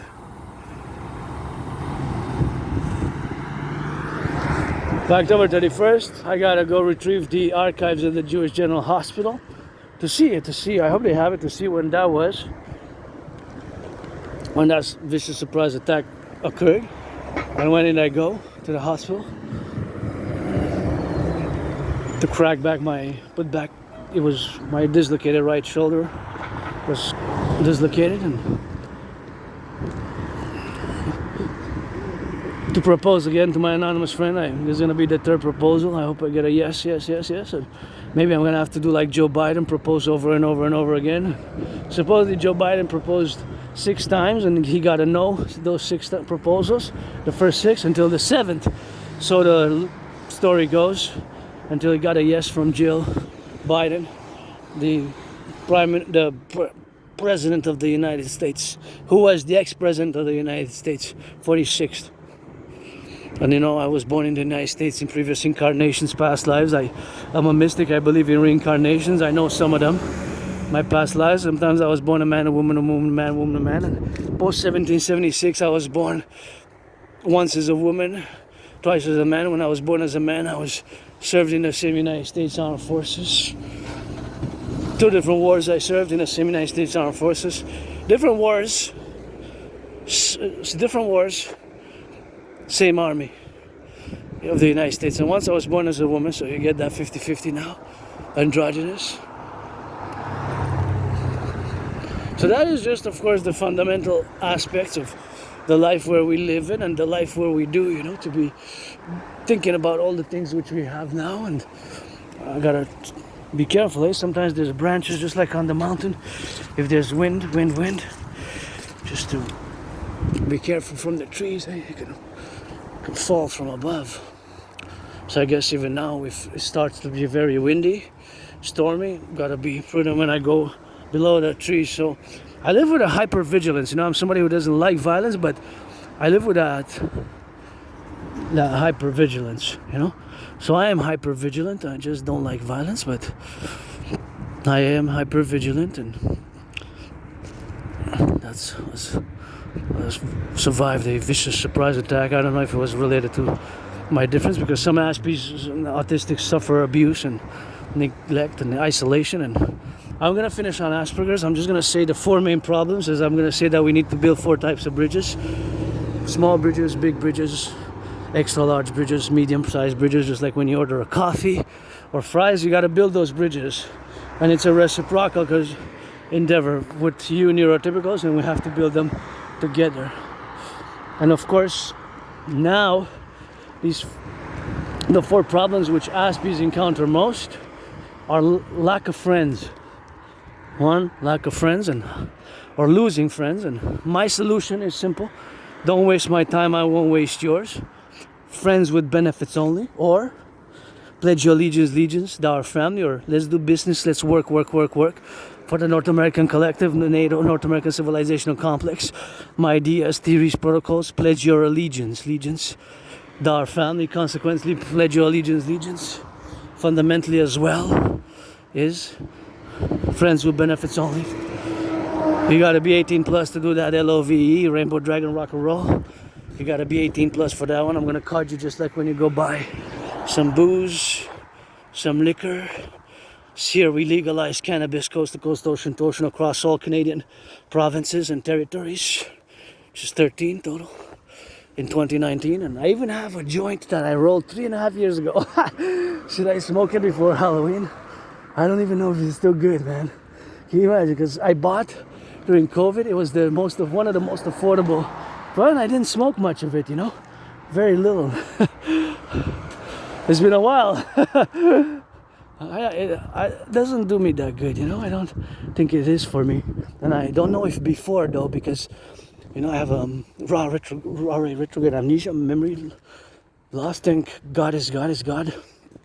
That memory loss doesn't affect mathematical skills or linguistic skills, because I would have lost my French and English, and I speak some Spanish, and I recognize and I know a little bit of German and Latin and some other languages. But of course, it's mostly French and English. And at home it's English, French, Spanish, English, French, Spanish, and has been so for many years. But yeah, I have problems remembering. I have a very good memory, right? It's just remembering before. So my life prior to like end of January, beginning of February 2014. So basically winter 2014. I have trouble remembering my life prior to winter 2014. I used to live still on the island of Montreal in Côte d'Ivoire. Small, moldy place. I didn't even have a kitchen. The kitchen was in my small room underground in a moldy place. I didn't even have a bathtub. I always say I served my time there because it was really like a small prison cell. I know that I lived there at least 4 years. It could have been more than 4, but I know at least 4 because I checked and I have some documents from 2011 where I lived there at that same spot until 2015. So at least 4 years, maybe even more than that, right? So, but that's a long time ago, right? If you calculate 2014, February, let's say, from February 2014 till now September 2025, that is, you know, March, April, May, June, July, August, September. That's 7 months. And 25 minus 14 is 11 years. So more than 11 years and 7 months. More than 11 years and 7 months. Wow. That's a long time ago. So it doesn't really matter to me, because what matters most is my work, my dream, the Imperial Democratic Republic, the Dancing Goddess and the Dragon Kingdom, and the 63, you know. Of the 63 and world peace and friends with benefits, because yeah, I'm not sexually frustrated. I'm live with my scars, and I am pansexual, you know, androgynous pansexual. You get that 50-50, woman, man, woman, man, woman, man, woman, man, woman. You'll read that George Patton Through a Glass Darkly, one of my favorite poems, when George Patton discusses reincarnations, and you're gonna get a little bit of good taste of that. And of course, that is one of my favorite poems, Through a Glass Darkly. And of course there George Patton discusses reincarnations, but he didn't mention that he was my wife in a past life, as I was his wife in a past life. So we both were each other's respective husband and wife. So I was his husband, and once I was his wife. George Patton, the general of the Third Army of the Second World War, one of the greatest general ever of the United States, George Patton. There's even a good movie. He wrote a poem, one of my favorites, called Through a Glass Darkly. Free Glass Darkly, which is discussing his belief in reincarnations. He believed in reincarnation, George Patton, as I do, of course. So that is something you might want to check out if you're interested in reincarnations and things of that nature, right? As I am a mystic, I don't have all the spiritual answers. I do God goddess it, so I got that God bless the coming of our empire and goddess kiss. God bless the coming of our empire and goddess kiss, and that is of course a constant for the 63, and you gotta continue finalizing the problems which ASPs face. Friends, lack of friends, very high unemployment, totally unacceptable that we're such a tiny community, but when it comes to the unemployment, it stands at 80%. So for every one of you neurotypicals who's unemployed, there's 11 ASPs. But comparing that, the ratio of ASPs to the neurotypicals is 1 ASP for 100 or about 99 neurotypicals. That ratio is such a very horrible disproportion. And the problem is keeping the jobs that we have problems with, not necessarily getting jobs, is keeping the jobs, right? Maintaining the jobs. Maintaining the jobs. That is the problem. Maintenance of the jobs. Keeping the jobs. So that is just the fundamental of the problems which most ASPs encounter. High depression and suicidal rates, 9 times higher. I was depressed and suicidal for a few years, and what got me out of being depressed was, again, as I said it before, crossing Canada coast to coast, ocean to ocean. And another problem is the very high dropout rate. A lot of ASPs and people with autism drop out from high school, and higher education. I have a high school diploma myself. I do. I have a high school diploma from Canada. It's about 2 decades old, so I graduated high school, but I dropped out of college. Supposedly I wanted to go to Kingston Military College, but I guess I didn't. Took another road, and I lived in that moldy place, and I moved where I live now with nothing. I really didn't think, except for like the high school diploma and other things, I don't really think I have anything which I have, and that's what it is with that. That's that rock and roll, and that is just, of course, the drill where it is with that, and that is just something where we have, of course, to be in the proposition, of course, of all the manifestations of all the dictums where we are now, to be interchanged with all the communications and the aspects, of course, of us living here in the domain now, to be, of course, congruent, of course, to love and to be loved as well, because love is important. You know, we have, of course, something to do in the efficacies of our natures and the individual sovereign citizens, as I am with Asperger's and with this condition, this specter, specter is on the spectrum. Somebody said specter and to me the other day, and I said, I guess maybe when there's a light there's a shadow, I guess, like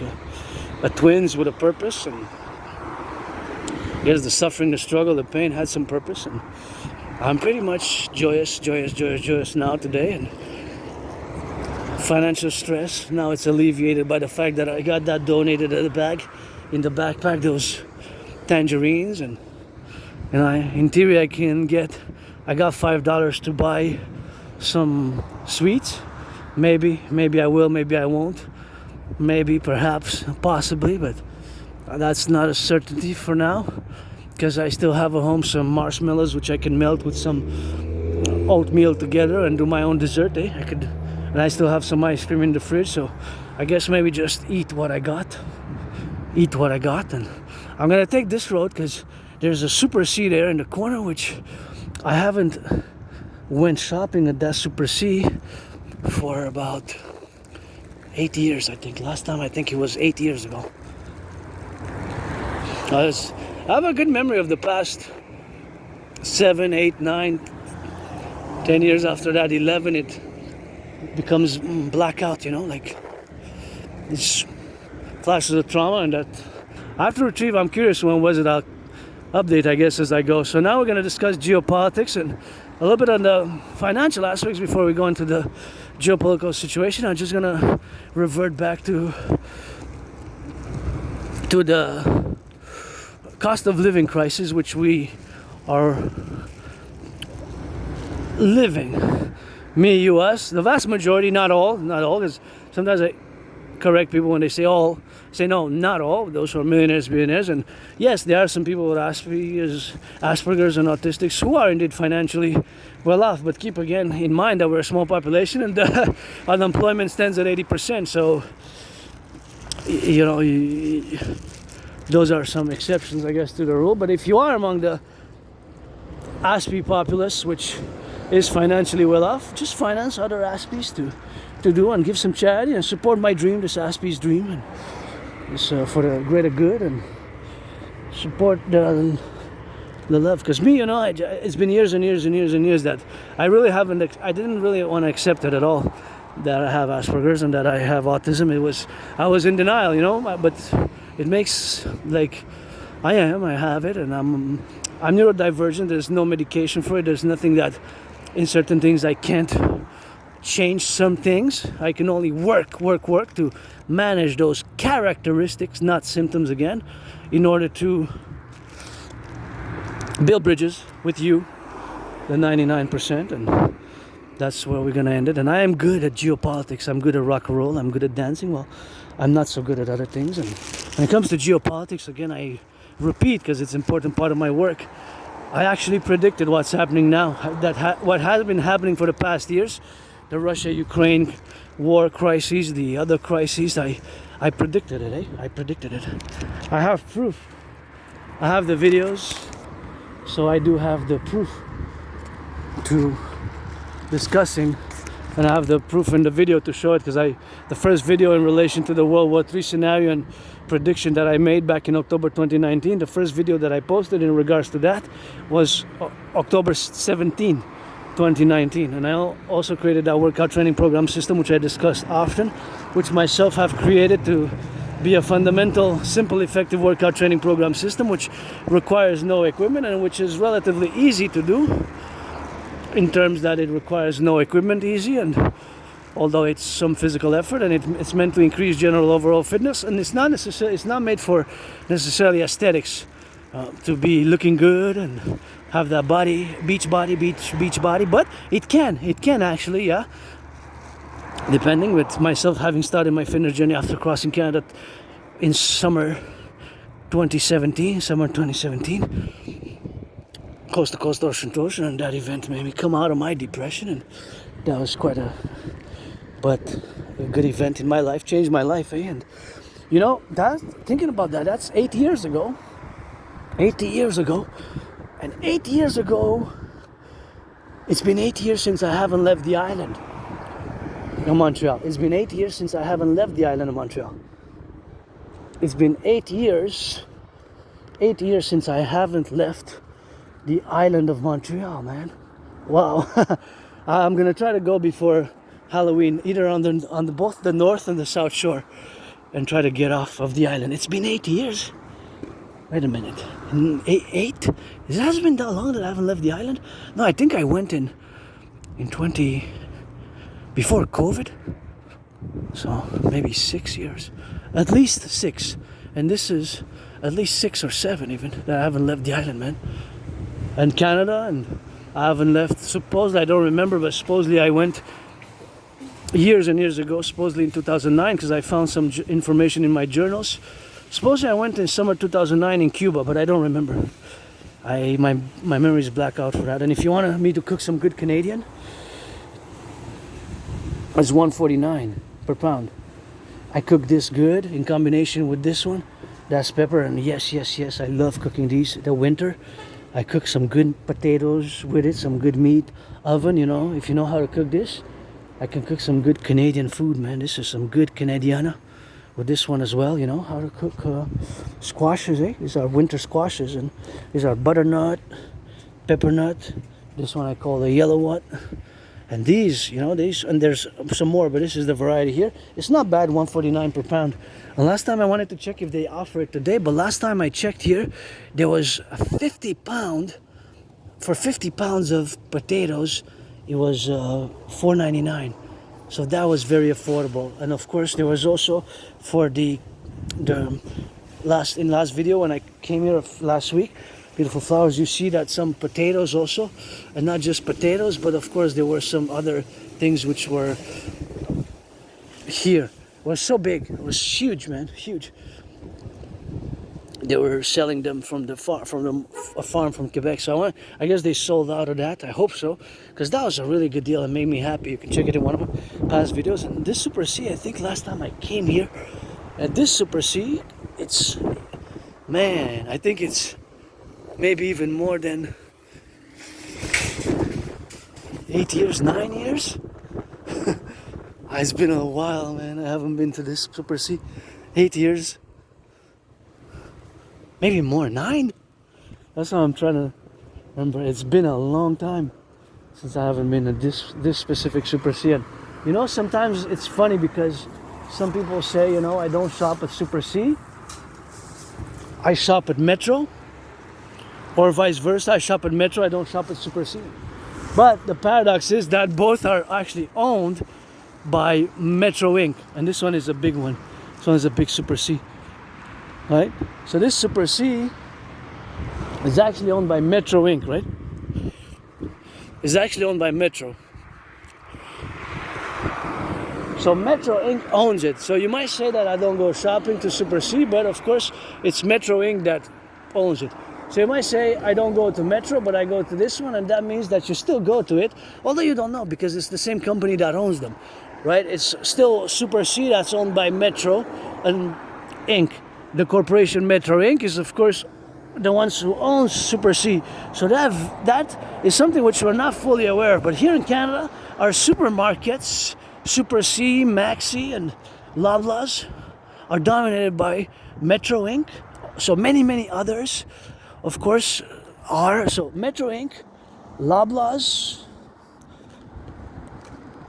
and Empire are the three main dominant grocery stores. Three main dominant grocery stores, man. Can you imagine that?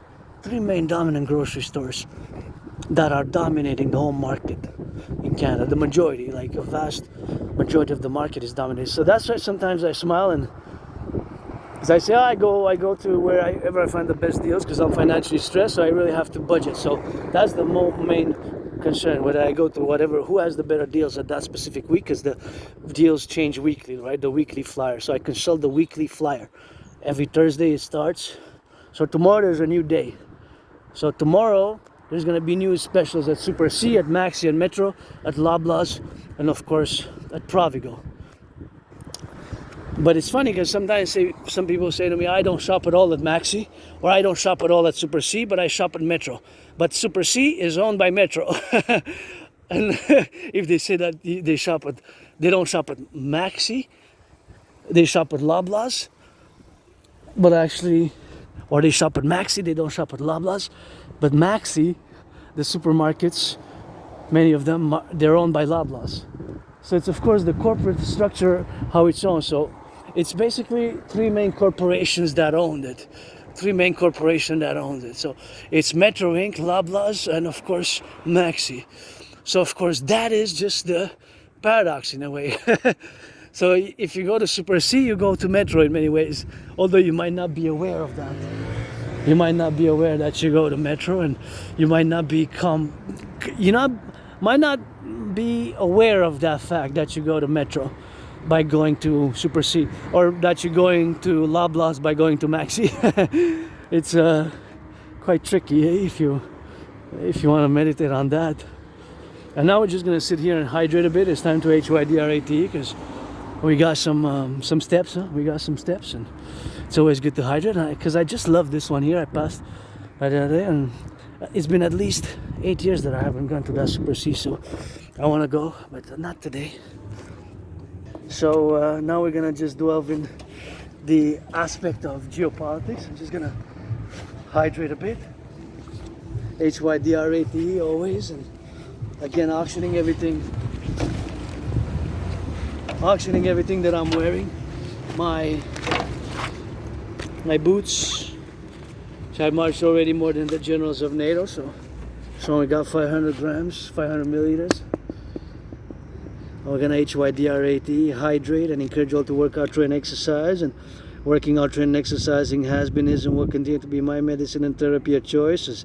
Of course, it is yours truly right here, fundamentally, of this point in time event, that I salute the firefighters, the butchers, the bakers, the truckers, the grocery store clerks also, train conductors, and that is, of course, something which we have, of course, to be and to, of course, meditate of all the dynamics where we are now, of course, to get it, of course, all that proposition to be in the appellation, of course, of the XYZ and all the domain plurality of where we are now, to be concomitant to all the characteristics of where we are now, to build more buildings like that, especially the one that you see across the 63 via the DRT Detrofusion 3 for the fundamental appellation. So HYD.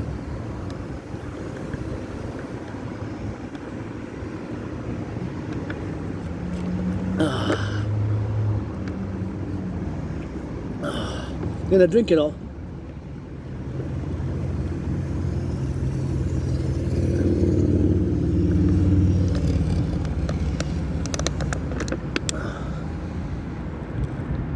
Gonna drink it all.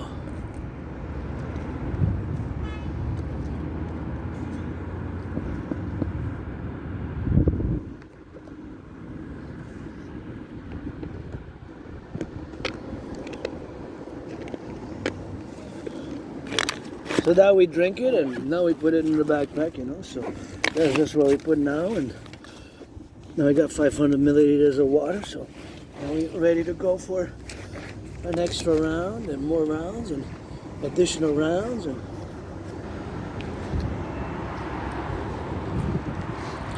thank you to my anonymous friend for this shirt. I love it, and I'm auctioning for $1 million, and it's for $1 million. And I kind of love how this is here. It's a long bench, just needs some color. Me and color, and you know, that's just how we love to do it, with the color. And sometimes we just gotta ask for the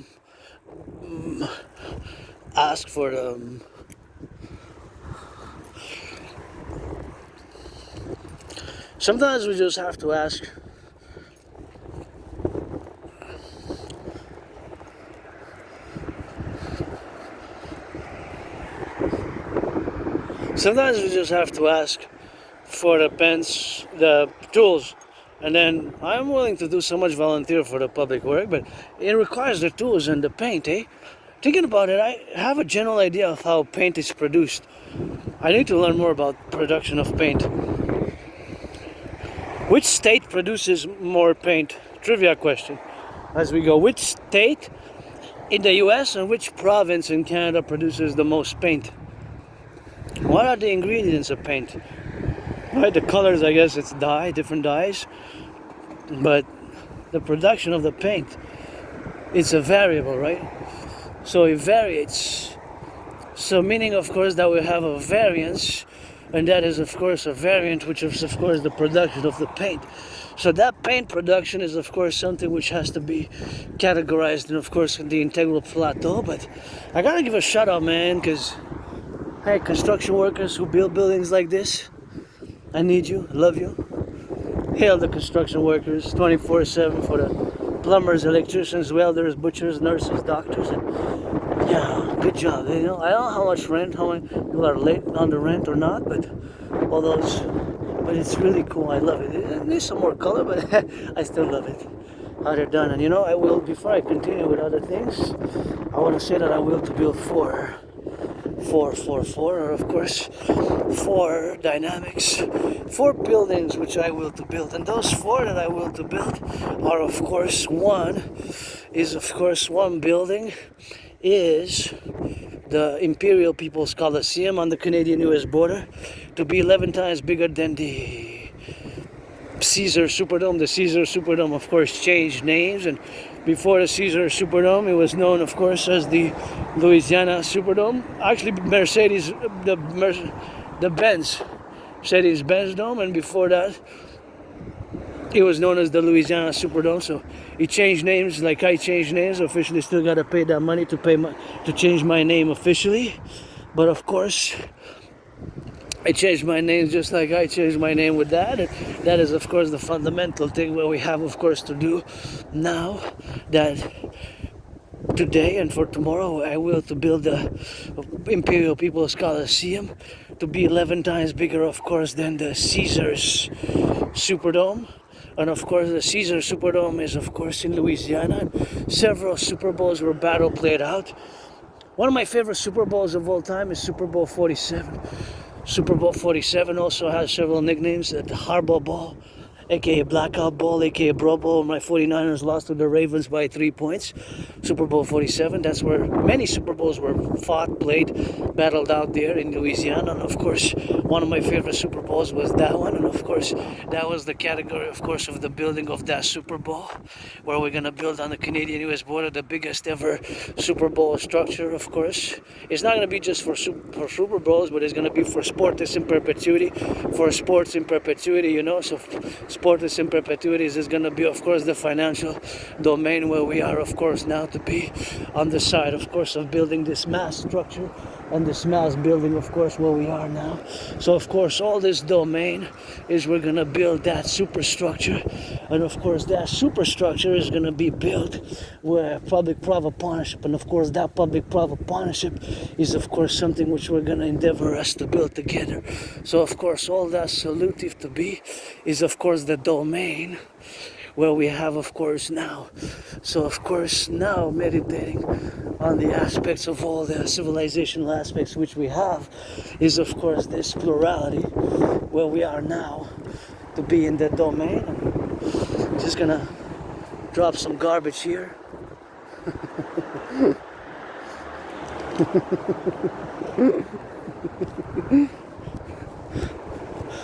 So I love this garden. See how beautiful this garden looks? It has like a triangular shape. If you look at it, it doesn't look a bit concomitant, of course, to the triangular shape where it is, of course, consequently. It's so beautiful. I just love gardens. That's why sometimes I just stay here a bit and just look a bit at the garden. I was gonna go, of course, check how much I have, but I changed my mind. I'm not gonna go because I know that I'm in the minus and I don't need to get any money at the moment. So I'm just not gonna go to the bank. I was gonna go to the bank, check my minus, but I realized that I have $15 cash. If I don't spend any money today, I'm good until Sunday. But I do want to get milk. But I don't have to get milk today. I'm gonna get milk. I want to get a milk tomorrow, Thursday, or Friday. So that is just the motive, the reason why I wanted to do. So the building which I will to build on the Canadian-US border together with you is going to be the biggest ever, most majestic ever built sports arena complex ever built, which is going to be 11 times the size of that arena, which is now known as Caesar Superdome, which changed names several times, just like I changed my name, now becoming Adrian Hanna Dragon. Keep my name out of your mouth if it's not for blessing, otherwise let me pestilence. Let me pestilence. So that is, of course, the realities of my will to build these 4 buildings on the Canadian-US border, the Imperial People's Coliseum, to symbolize our fusion in the 21st century in the Imperial Democratic Republic. And me and Donald Trump, we're going to inaugurate it by fighting in a boxing match, because I have those red gloves, and those red gloves were donated, gifted by my anonymous friend. To me, they're worth $1 billion. They're worth $1 billion to me, because I was just coming out of my depression when these gloves were donated. And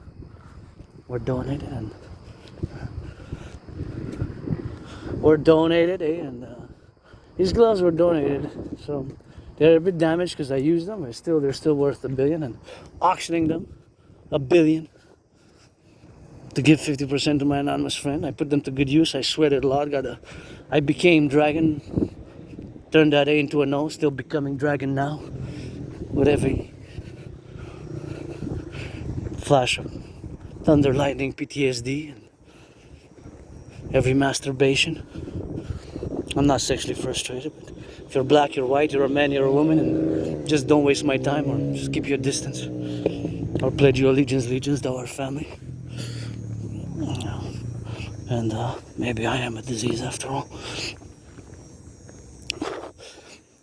And parallel to the Imperial People's Coliseum. We're gonna build on the Canadian-US border. Maybe we're gonna build, hopefully, I will also to build 11 times to be bigger than the St. Joseph's Oratory here in Montreal. We have the St. Joseph's Oratory to build the Forgotten Goddess, G-O-D-D-S-S, Forgotten Goddess Temple. Not that she doesn't need me or anybody to build her a temple, because she's got the pyramids, the goddess's temples, tombs of initiation, and temples are still standing, those pyramids, eh? And they're not just tombs, they're temples and tombs, both temples and tombs of initiation, and they're also goddess. They're also not just dedicated to the god, but also to the goddess, G-O-D-D-E-S-S, goddess, G-O-D-D-E-S-S, goddess, goddess, yeah, so the forgotten goddess. So that is what we have, of course, to do, and to appellate, of course, concomitantly of where we are today, the prudence, and of course the life-affirming matters where we are now to be, and to build the Forgotten Goddess Temple here in the New World, because we're a new civilizational complex. And the third one is the pyramid, scarlet, crimson, or scarlet are shaded are red, my favorite color, what I said, and the pyramid, house of the dragon, and the fourth one, the Rainbow People's Palace, for my fellow neurodivergents who are autistic, who have autism, who have Asperger's, and who are part of the LGBTQ community, homosexuals, bisexual, lesbian, trans. And what are those four green ones? Hey, flashing, and interesting because green is the goddess. Do you see? There's 1, 2, 3, 4. See there? 1, 2, 3, 4 lights. So it's a good omen because green is for the goddess, as red is, I guess, for the sunrises and sunsets.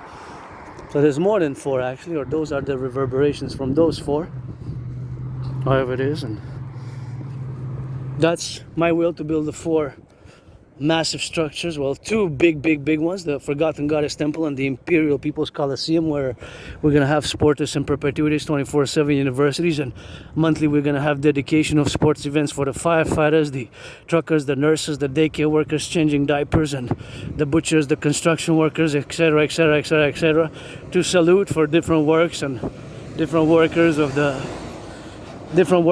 North American Collective. And that's just what we're gonna do. And of course we're gonna interject all that domain, and of course appellate and interject all the domains where we have now, and once we are to secure coast to coast, ocean to ocean, in parallel to the creation of the 2 complementary covenant and cooperative institutions, of which they are the Dragon Army, aka Imperial Integrated SSD Legion, and the Dancing Goddess Army, the Integrated Dance League for the environment, environmental education, and environmental action. Somebody's gonna vote. It's time for the Republic. The King is absent, and pledge your allegiance, and support Bill the 4. Me and Donald Trump, we're gonna fight. I've been challenging Donald Trump to a boxing match since 2018. Initially, when it came into politics, really, when Donald Trump, Granddaddy Trump, made a mistake to impose tariffs on Canadian goods, and I did predict what's happening now generally internationally.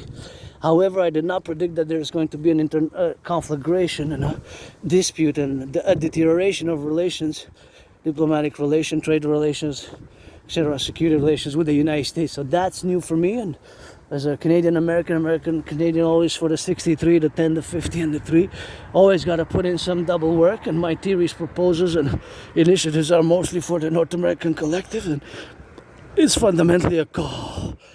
It's fundamentally a call for a mass public-private partnership across the North American Collective, and fundamentally that is, of course, the institution, of course, of the plateau of the cigarettes where we are, of course, for the North American Collective to advance the civilizational's destiny as a new emergent civilizational collective, which is not totally divorced but is distinct from Western civilization. So now I'm going to go into geopolitics and the geopolitics. And the following statement, which I'm about to make, one has to accord with the affirmative. Yes, yes, yes, yes. You cannot state in the no, no, no, and you cannot say maybe. So you can see the mountain. That's where we were yesterday, afar off. See there, afar off, that's the mountain, which can be seen miles and miles and miles and miles, kilometers away. It can be seen afar off. You can't really see it that much in the dark, but you can see part of the red light there. Not the one that flashes, but the other one that's adjacent there. It's not that visible, but you can kind of see it. It's not that visible, but partially you can maybe pinpoint it to see there that it is kind of there in many ways, you know. So it's there, the mountain. So now we're gonna discuss this reality, this geopolitical reality. This geopolitical reality, you have to according to yes, but yes, you cannot negate, you cannot say no, and you have to affirm it, because it's just the way it is for both Canada and also for the United States. So this following statement is a constant, you know, just like the mathematical. Think of it as the mathematical constant of the pi symbol, not the apple pie, cheese pie, blackberry pie, or raspberry pie, or any other edible pies. The pi is a mathematical symbol which represents the constant numerical value of 3.1416 and continues. The 3.1416 number 97 and has digits ad infinitum is the relation between the diameter and the circumference of a circle, right? It's the relation with the diameter and the circumference of a circle, so it's always 3.1416.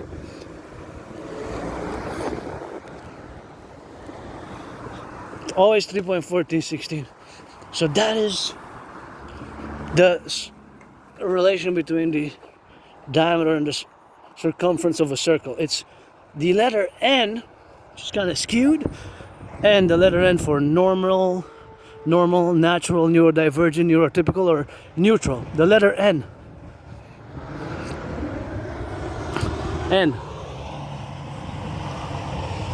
Okay. And it has like two heads, you know. One head kind of looks like my totem bird, the hawk, H-A-W-K. The hawk, H-A-W-K. And one kind of looks like a dog or a donkey, an aardvark or an antelope, a canine type of figure, maybe even a hyena, you know, canine looking. So I had like two different heads. Thus our empire, coming of our emperor, the 63 will be two-headed, two-faced, two-headed. One for benevolence, kindness, and goodness. One to punish. So the rising of our emperor will be kind of like that, double-headed N. But the body is one. It's really one. It's a mystery of they're one, basically, right? They're one with two heads, but is their mystery, their oneness, you know. They're mystery. They're one, but they're two-headed, right? They're two-headed, two-faced.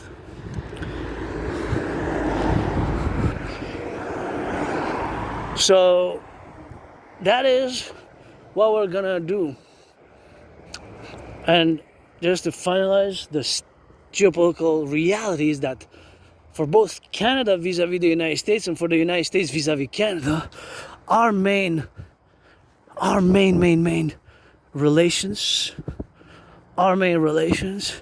geopolitical relation is of course to have the best, most cordial economic, social, financial relations, military, security relations with each other, right? That just is a constant. It has been so for many, many decades, at least since the dissolution of the British Empire. Although Uncle Carney still pledged allegiance to the King of England and his heirs. Canada should have been a republic. January 1st, the year 2000, at the end of the millennium, turning on the millennium, January 31st, 1999. December 31st, 1999, going on to January 2000, the beginning of the year 2000, January 1st, we should have been a republic. That is just what I believe. That it's been long overdue for us to just get rid of the monarchy and institution and relegation of all the monarchical pledging allegiance. Our prime ministers pledge allegiance to the King of England and his heirs. Come on, the king is absent. Is not. It should have been a republic long ago. But the coming democratic republican empire of the 63 will have allegiance to the citizens, and the new imperial democratic republic constitution, perpetual constitution of the new imperial democratic republic of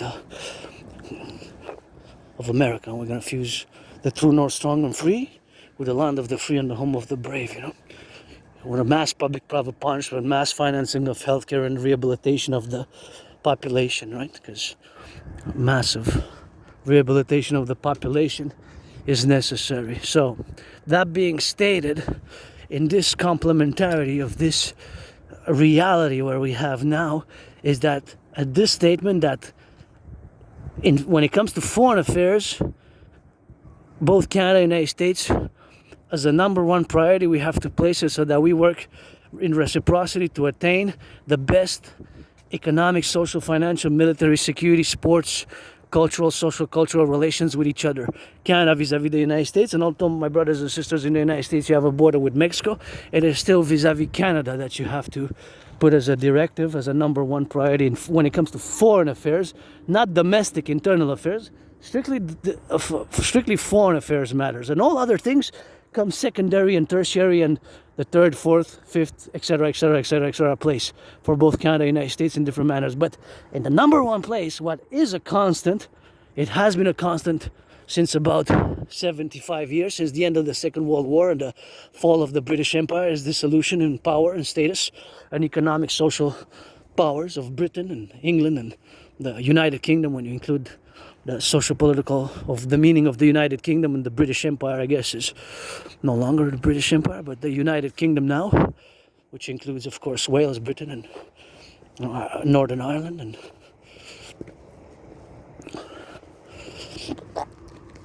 Scotland, And the Commonwealth is another discussion, but generally that's what we have, of course, to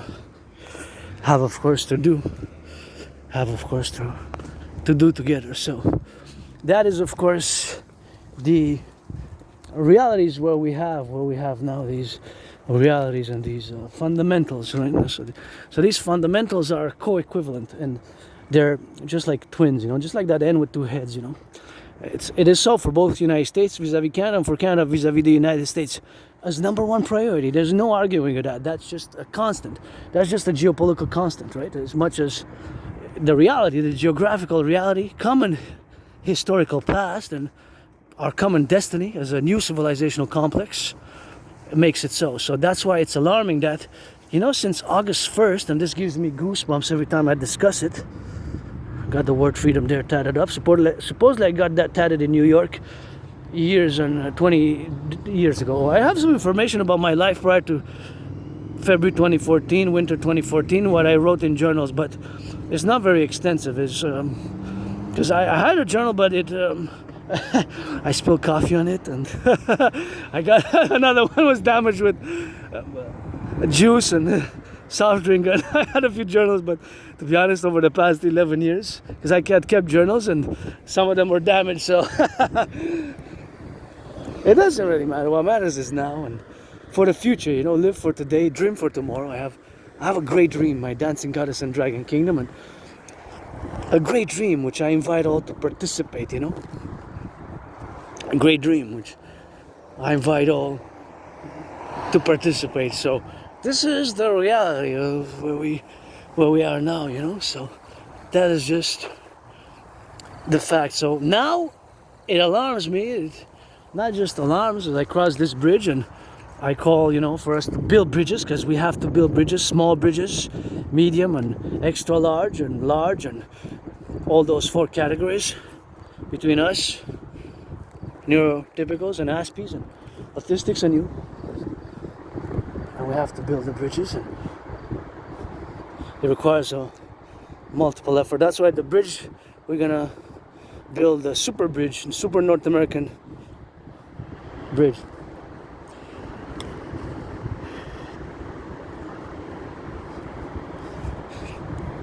And so that is just alarming for, you know that since August 1st, Canada is designated by the United States as an unusual and extraordinary threat to the American people. So since August 1st, Canada, we are designated as an unusual and extraordinary threat to the American people. Do you realize how alarming that is?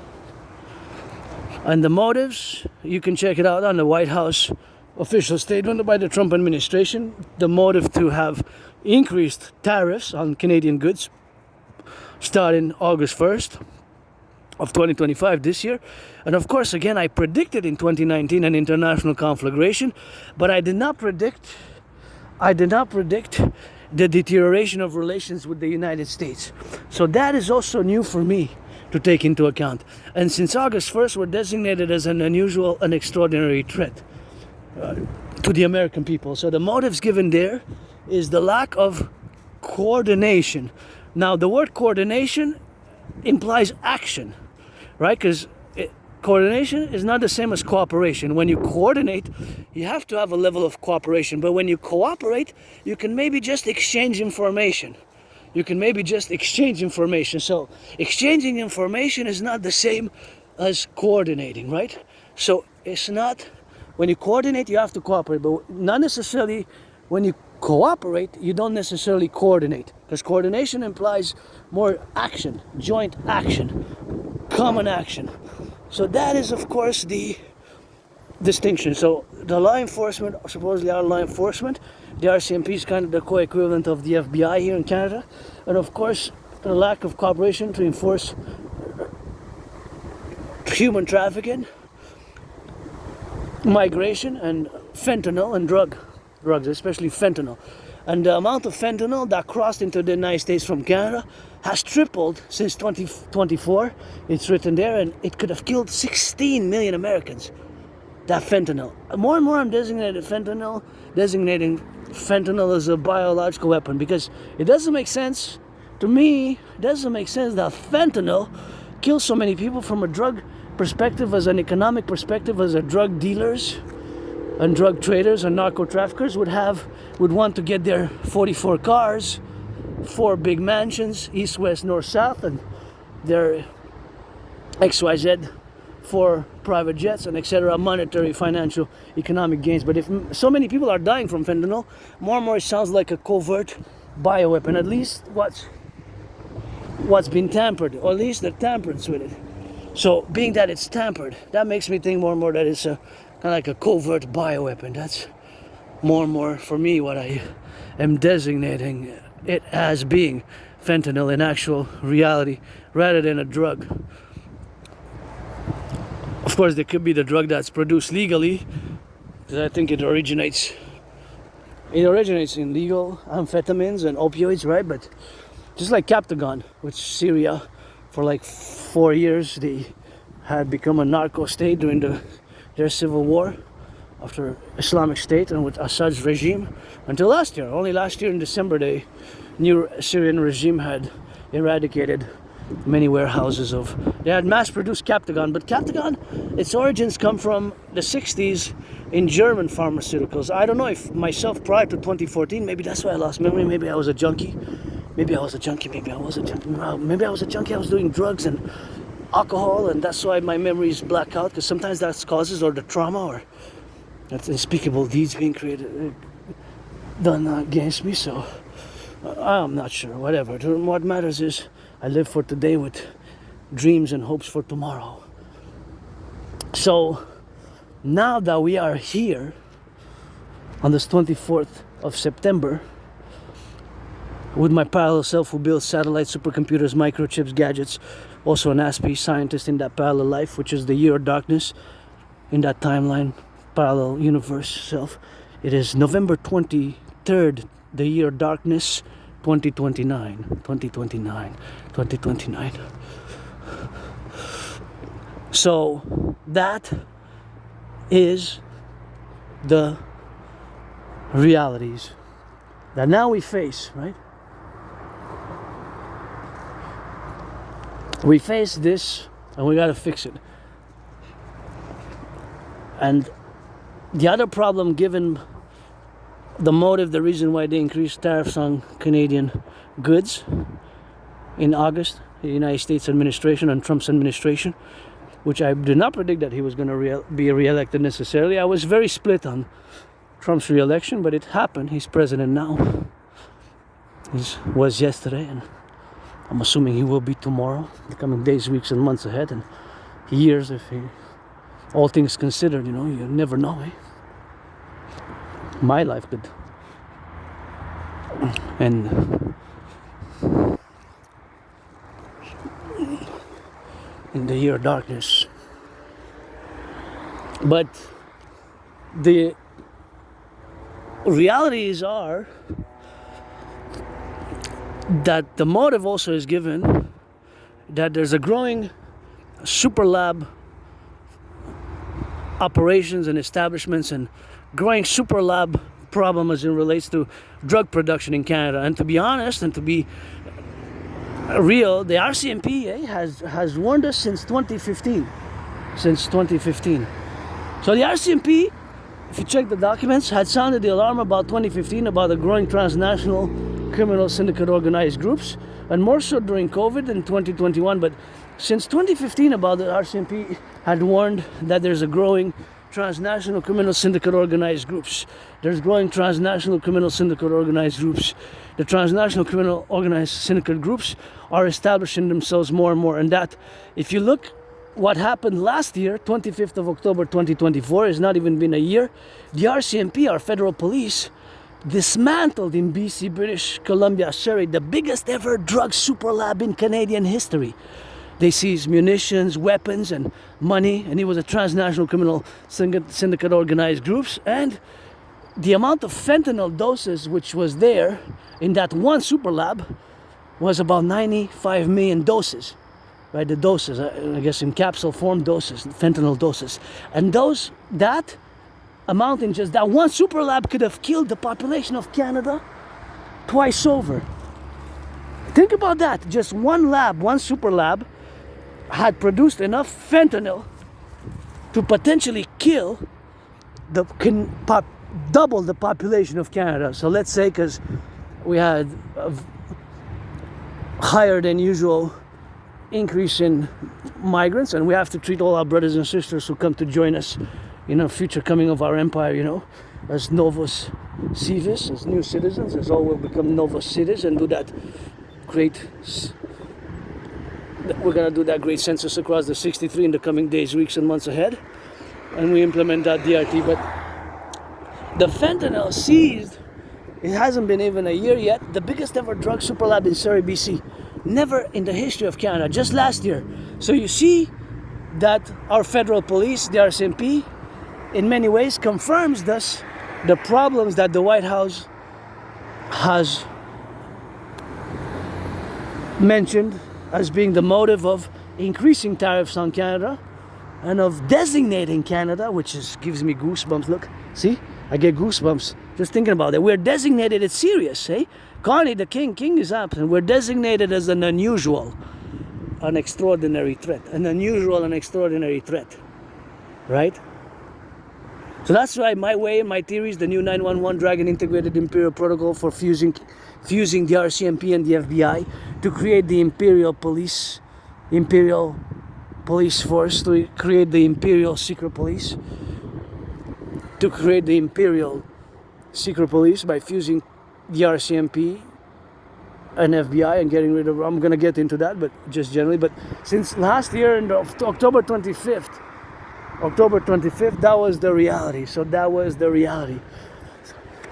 That was, of course, the reality, which, of course, was consequentially put and, of course, was integrated in all the aspects where we are now, of course, to be concluded. And that conclusion is that maybe by discernment, that transnational criminal syndicate organized group, which operated that laboratory, had 5 laboratories. So if the RCMP dismantled one laboratory last year, October 25th, that means maybe there's 4 more laboratories to go.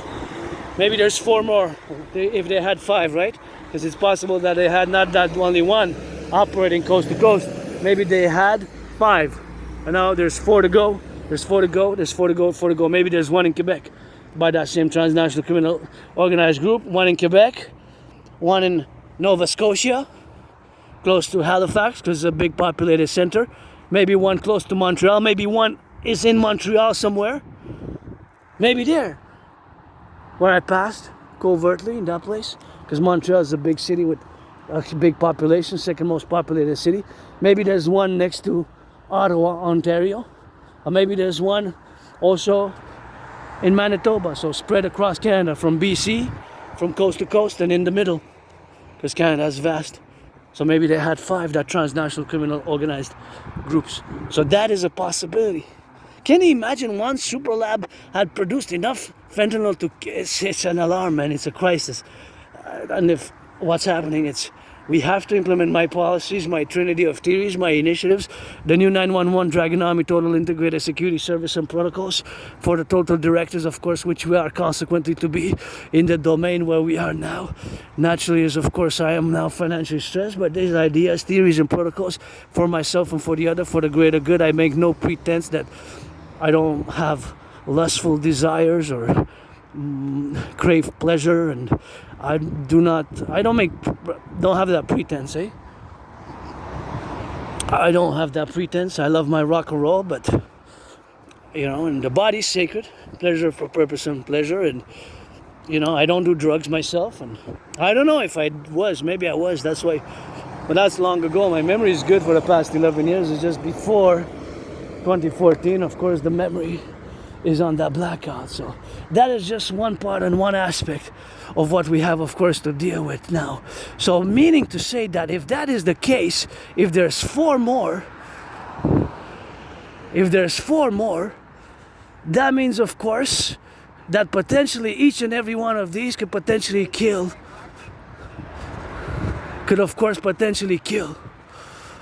right? Could of course potentially kill so many other people, right? Could potentially kill so many other people, right? Could potentially kill so many other people.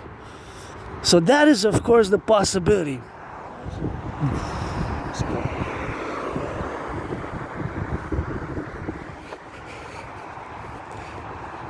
So of course could potentially kill so many other people, right? Could potentially kill so many other people. Could potentially kill so many other people. Can you imagine that?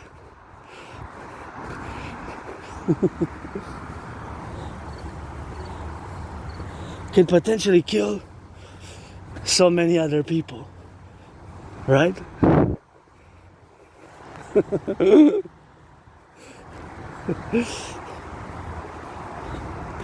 Could potentially kill so many other people,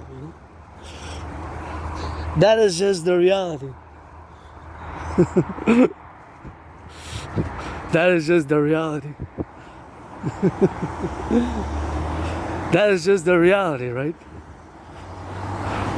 So, I guess good job to the RCMP. Imagine, maybe save so many of my fellow Canadians, black, white, and rainbow, Black, white, and rainbow, especially children. All that fentanyl, man.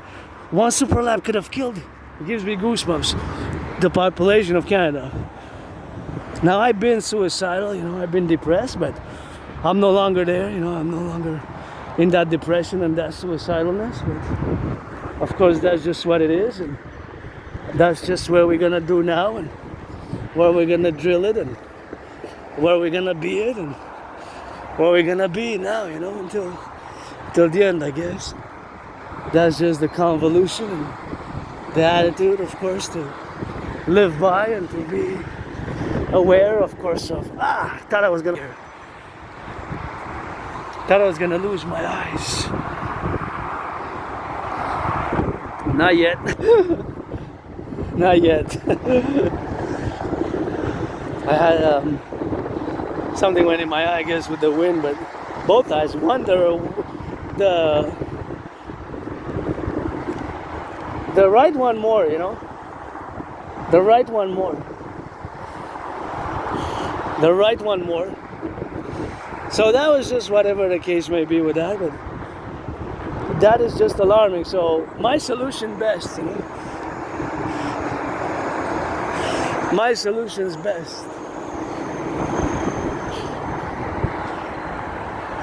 My solution's best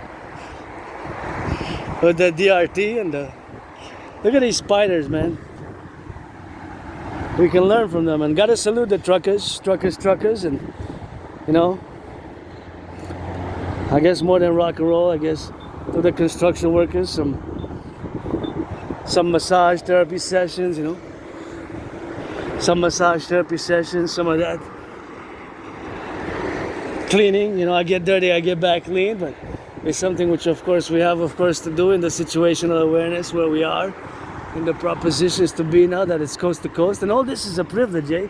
Imagine all the transportation which we have, and all the things by which we travel and we go east, west, and north and south, by which we have our commodities to be placed in the supermarkets. It requires so much work to do in the 20th century, just building bridges like this by the hundreds and thousands across North America, and we need to massively invest in the building of the bridges. And I always trying to kind of calculate, you know, calculation of all the dynamics of how they were built and how we're gonna need to build some more and rebuild, you know, just rebuilding, you know, just rebuilding some of that. And it's a lot of rebuilding which needs to be done in the certain positions, you know, where we are now, because a lot of our infrastructure is very problematic. Canada, United States, kind of, we are in most of a similar positions, Canada, United States, pretty much not exactly the same, but pretty much fundamentally a lot of the parallel which we have to work. So it's alarming because we're designated as an unusual and extraordinary threat, and it's something we should avoid at all costs from now on, to work on it, you know. So that is of course just the work, of course, which we have to do and endeavor to do, you know, at all costs. At all costs you have to fix the relations, you know. You have to fix, and my way of course to fix best, not that it's a perfect solution, because I'm very flawed, I live with my scars, you know, and sometimes we have subconscious elements which sometimes we don't know why we feel, just that I was attacked by surprise by a certain individual who looked the same, you know, who looked the same as others, that all of that particular, whether skin pigmentation, skin tone, you know, or black, or that all are the same, because we're individual, you know. And just, I don't want to categorize myself as an individual sovereign Aspie, as being all negative, malicious, or, you know, because we're not, we're just different, and this difference of course can cause certain conflicts. And sometimes we have discriminations are subconscious, and we have this superficial discriminations and associations, sometimes subconsciously, you know. Even myself, maybe subconsciously, I'm still purifying, you know, some racism. It's possible. I can't say that I'm totally, you know, without certain flaws. It's just I openly embrace all my brothers and sisters of the Empire of the 63 with a black, white, and rainbow. And as it comes to making some good love, don't waste my time, I won't waste yours. And whether you're black, you're white, and you know, and sometimes I guess we try to interfere with somebody else's sexual pleasure, or, you know, we might have subconscious jealousies or insecurities or things of that matter, the height, you know, things like that. Sometimes they're subconscious, eh? And we don't fully detect. It might be triggered by certain words and whatever the case may be, but you know, it's mostly what you put on the table, what you offer, and people need second, third, fourth chances. I guess I got my third, fourth chance, and even, you know, my neighbors are blacks, and 13.3% of the population are blacks, men and women. If you're 18 plus, you want to do some friends with benefits, you know, we could do each other some good loving, some good service, some working together for the empire, black, white, and rainbow of the free, the brave, the strong, the loving, and all who come to join us, who are going to come to join us here in the Imperial Democratic Republic. You know, I'm not afraid of gangsters, black, white, or otherwise. I'm not afraid of gangsters, black, white, and otherwise. I'm not afraid of gangsters, black, white, and even though I was viciously attacked, cowardly. I survived a vicious, cowardly attack by assuming a gangster. not necessarily afraid of gangsters, you know. Sometimes fear and subconscious elements, you know, they make us impede. Secret lusts also, you know. Whatever the case may be, and that is just where we are now. And they have to be channeled, you know. Aggression, I don't like violence, but aggression and lust, they have to be channeled. Sometimes they're subconscious. We don't like to admit certain things, you know.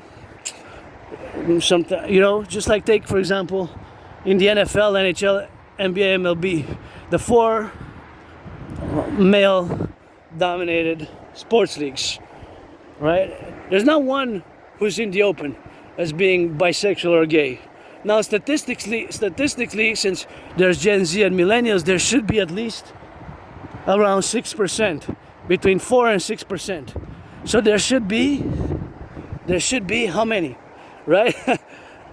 In each team, there should be at least 1 or 2, or even 3 and 4 on each team, around that number. And in the leagues, there should be at least, if there's around 5,000 players in the leagues, there should be at least minimum 44. Minimum 44. But of course, they're in the closet. It's statistically impossible to have 0. Right? So, I guess the NFL didn't let Michael Sam play in the NFL because he kissed his white boyfriend when he got drafted, eh?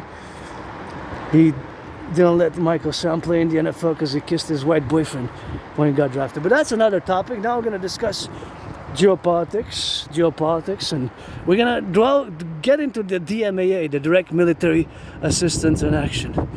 The Direct Military Assistance in Action. And you see a little bit of that firefight, and when you hear the sirens and you see like that, we love our firefighters. We love our firefighters. Get back home and get back safe. We love our firefighters. Somebody make them some good loving. We love our firefighters. Love our butchers. Love our nurses. Love our doctors. Love our plumbers. We love our firefighters. We love our firefighters. Love our firefighters. Love our butchers, love our firefighters. And for them we sing that cadence. LOV, get back home safely. When I hear firefighters, I sing that cadence. And do the 180. Slow down your car. Your life is not more important than getting on time and somebody else's life. And with a black, white, or rainbow across the empire. And, you know, get back home safe and make that good loving and sing them some good love. And of course, firefighters, the butchers, do the 180 when you hear the sirens of the firefighters, the ambulances, police. Turn 100 degrees to the left, 100 degrees to the right, so that you, of course, have and know, of course, the plurality where you engage yourself in to have that application of what I call the full circle imperial citizen integrated security protocols. Basically, when you hear the sirens of the police cars, security forces, ambulances, or firefighters, fire truck sirens, you slow down your car, stop running, stop jogging, look 180 degrees to your left, 180 degrees to your right, and you do your diligence and you make sure everybody's safe and you add to safety, increasing security in the public. So now we're going to discuss the DMAA, the Direct Military Assistance in Action. Direct Military Assistance in Action. The DMAA. The Direct Military Assistance in Action. The DMAA, Direct Military Assistance in Action.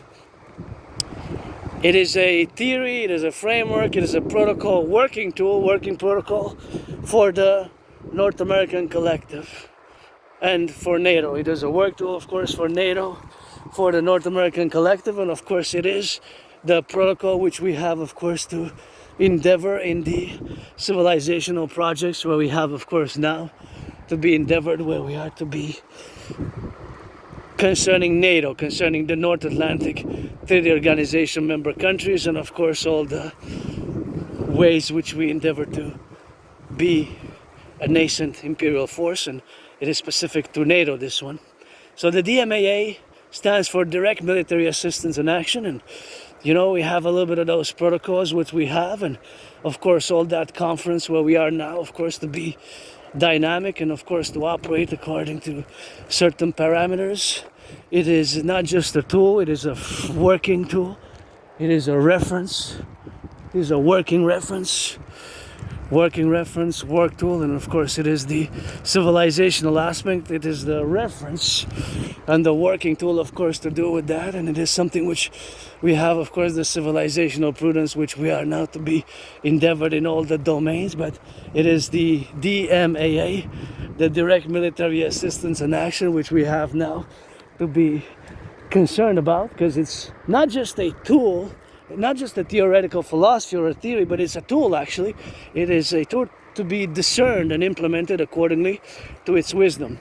So as the motto of NATO goes, animus in consuelo liber, that is, stands for a mind unfettered in deliberation, that is Latin. That means that we must consequently deliberate in such a manner. Animus in consuelo liber, animus in consuelo liber. So that animus in consuelo liber must be, of course, deliberate in its deductions and, of course, its transference of the powers that be subsequently in all the organizational aspects where we are, of course, to be suffused in all the domain where we are now, suffused and integrated in all the domains where we are, of course, now to be in the civilizational complex, to live and to let live and to make others, of course, be, of course, of that same specific area of interest. So the DMAA, Direct Military Assistance in Action, concords and is strictly for NATO as it relates to potential involvement or involvement which occurs now, today, or has occurred in the past. So it stands for DMAA. Remember, the Imperial Citizen Protocol, Security Protocol 180 left, 180 right, but here, of course, I'm in the parallel of the wilderness, but if you're on the, well, you hear the sirens, you slow down your car and you look left and right, and you're a pedestrian as well. So the DMAA is not just a philosophy or a theory, it's a protocol to be worked, a working tool of reference. It is also, of course, to be discerned, right? So it stands for D, Direct Military, M, A, Assistance or Action or Assistance interchangeably. And so, for example, and I have to make it clear that it has nothing to do with providing humanitarian assistance to non-NATO member countries or conflicts, armed conflicts, that are between two non-NATO member countries. That's where the direct military assistance or action is relevant. It's not by providing food, shelter, sanitation pads, or anything that is non-military, right? Assistance. It's military assistance that can potentially kill the adversarial armed forces. So, for example, in Ukraine, the recent and most important one of today is Ukraine, right? Canada and other member nations of NATO have provided military assistance, helmets, right? Munition, armed vehicles, all also drones and armaments. So that is an assistance. Of course, there hasn't been any action, but that's an assistance. So it's either one or it can be both. So it can be both or either one. So direct military assistance or action. It can be either or. So that has, in parentheses, a C, a potential consequence. The consequence can be exactly what we discussed earlier. That nation state, the adversarial, whose nation of the nation which is assisted by NATO member countries or NATO as a whole in its fight against the adversary, that adversary power, of which can potentially lose armed forces and soldiers due to NATO's assistance or action, can covertly, by secret police, by financing, covertly finance transnational criminal syndicate organized groups, for example in Canada, to build super labs, or to foment internal discord, to foment internal discord. And if you want to know a little bit more, for example, read Alexander Dugin's. Alexander Dugin is a philosopher, is a geopolitical theoretical analyst of Russia. His philosophies, of course, his theories thereof are, of course, of consequence thereof. So Alexander Dugin is, of course, somebody who has to be, of course, concordiate into what I'm saying, the DMAA. So the DMAA is assistance or action from NATO to non-NATO member countries who are in a conflict, such as assisting Ukraine. Action has been, for example, in Libya, or even in Europe, the Yugoslav case, Serbia actually, bombarding Belgrade, by bombardment of Belgrade. NATO taking direct action in Syria, in Iraq, Afghanistan. And the NATO alliance, which is 75 years old, is a military collective alliance of which we're part of. Now, prior to October 7th, 2023, prior to October 7th, 2023, now we're going to see where that's going, with Israel calling that was their 9/11, and to say what a response, say what a response to that attack, that surprise attack on Israel, October 7th. Terrible, and what a response. And now, before October 7th, I have to say that before October 7th, I was advocating for both Israel and Mexico to join simultaneously as respectively the 32nd and the 33rd member nation of NATO. Because the latest one who joined last year is Sweden, so now we got 32. But technically, a country at war cannot join NATO. But if Israel would have been part of NATO, then NATO would have had to fully support. It could have had to also invade, on the ground, NATO countries. The paradox, because Israel is not part of NATO, Ukraine is not part of NATO, Taiwan, right? But nonetheless, countries from NATO have supported militarily, right? So I'm discussing non-NATO member countries. And I'm not going to address NATO expansion. I'm well aware that countries such as Hungary, Poland, Bulgaria, Romania are part of the Eastern Bloc, which were communist socialist. And the Warsaw Pact was the military defense alliance of Russia. And so this DMAA has several consequences. One potential consequence can be potential that, or is rather, in my belief, my knowledge, that, for example, the solidification of relations, strengthening the military commercial alliance Russia-China, because Taiwan is assisted by NATO member countries militarily. Taiwan, that's an unresolved conflict with China, right? And of course, Russia has their unresolved conflict with Ukraine, and Ukraine has been assisted by NATO member countries, including Canada, by military assistance. Military, it has to be military. If it's humanitarian, because I got to give a shout out to my anonymous friend for having the discussion. If it's humanitarian, then it doesn't fall under this umbrella, right? It doesn't fall under this umbrella. It doesn't fall under this umbrella. It doesn't fall under the same umbrella. That's what it is now, It doesn't fall under this umbrella. It doesn't fall under the umbrella of the assistance or action military. If it's providing, for example, food security, or baby powder, or hygienic products, or shampoo, or of course shelter, or sanitation pads, or antiseptic hand sanitizers, things of that nature, soap, etc., etc.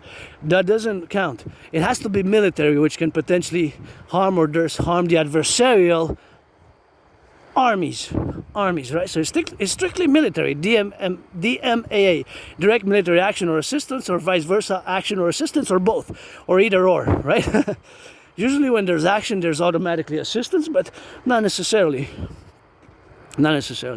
So it has to be deliberate. It's not just a philosophical theory, but it's a work tool. It's a tool for us to implement, to deliberate whether to take action or to assist in the future, because it has the C, in parentheses, the consequence. So one of the consequences is potentially powerful nation states such as Russia, China, covertly financing internal NATO discord inside NATO member countries. Supporting mass migration can be one to destabilization. right? Also, that could be illegal trafficking, drug trafficking. It could be, transnational criminal syndicate organized groups like we have in Canada to have established that drug super lab. So that is, of course, another one which can be potentially done, right? Potentially done. Another one is, of course, solidification of relations with adversarial NATO countries, not necessarily open hostile, but adversarial. I'm not going to go to the degrees because there's lots to this theory and different degrees indeed, and there's more discernment, but generally it has a consequence. And look at China, you wonder what China has, why did China, you wonder how come they expanded how come there's mass expanding of their weapons of mass destruction, that is nuclear weapons, in the last 5 years as they haven't done for decades. They're almost doubled their nuclear warheads in just 5 years, from 2020 till this year. Almost doubled their nuclear weapons. So they mass build in such a short amount of time that they haven't built before in decades and decades and decades. It's something there. There's a preparation, and I have to look again over the weekend, maybe look at the whole session, but I looked a few minutes and I checked. The military parade was such massive demonstration, and of course they had, in the discourse of, I do analysis on a daily basis, they had ended what they call the unipolar world, hegemonic world of the United States, by even integrating via BRICS and solidifying their bilateral military political alliance, Russia-China, the Sino-Russian strong alliance, which has formed even stronger solidification in the past 3.5 years. And the SCO, the Shanghai Cooperation Organization, they're trying to get a common currency and all these things that come parallel to the European Union. So, of course, it's something which you consider to be, if we are to say that China invades Taiwan, maybe, because that's an unresolved conflict. The ROC, island of Taiwan, also prior known in the 80s and 90s as Formosa. Formosa is known officially as ROC, Republic of China. That's a conflict which dates from their civil war. The Kuomintang ruled for decades as a one-party military junta. They had a martial law in Taiwan. And it dates from the civil war with the Mao Zedong establishing the People's Republic of China, but distinct from the island of China, which they call a rogue province. Officially, it's called a rogue province. They don't recognize Taiwan's independence as a nation state. The People's Republic of China, officially, they call it a rogue province. So it's a big geopolitical potential problem on the horizon for the world, for Taiwan, and how they're going to deal with it, because they kind of reject reunification. It's 25 million people. But what I wanted to also say before I neglect to do so is I was looking at the men and women in the People's Republic of China just a few weeks ago with their mass demonstration and mass military parade, their mass mega military parade in China. And I didn't even see one black person, blacks, white, black men or women. And of course, in my Dragon Army, I want to have black, white, and rainbow, because here we are black, white, and rainbow. We're a new collective civilizational complex, and I would have it no other way, to be free, strong, loving, and rebuilding the North American inner urban cities, the ghettos. We have to mass invest in the rebuilding of the ghettos. Via the DRT, we will be able, via the DRT, debt refusion theory, we're gonna be able to do so.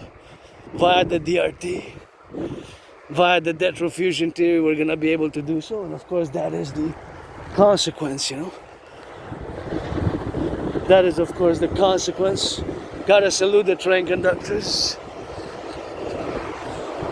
Gotta salute the train conductors always, Gotta give some salutations for the train conductors when I see them. It's quite a privilege of civilization. And those fundamentals we have, of course, to being concordant to all the things which we have now, to be now, of course, aware of all the civilizational progress, where we're going to endeavor to take it to the next step of our development via the DRT, the debt refusion theory. So think about the DMAA and meditate upon it.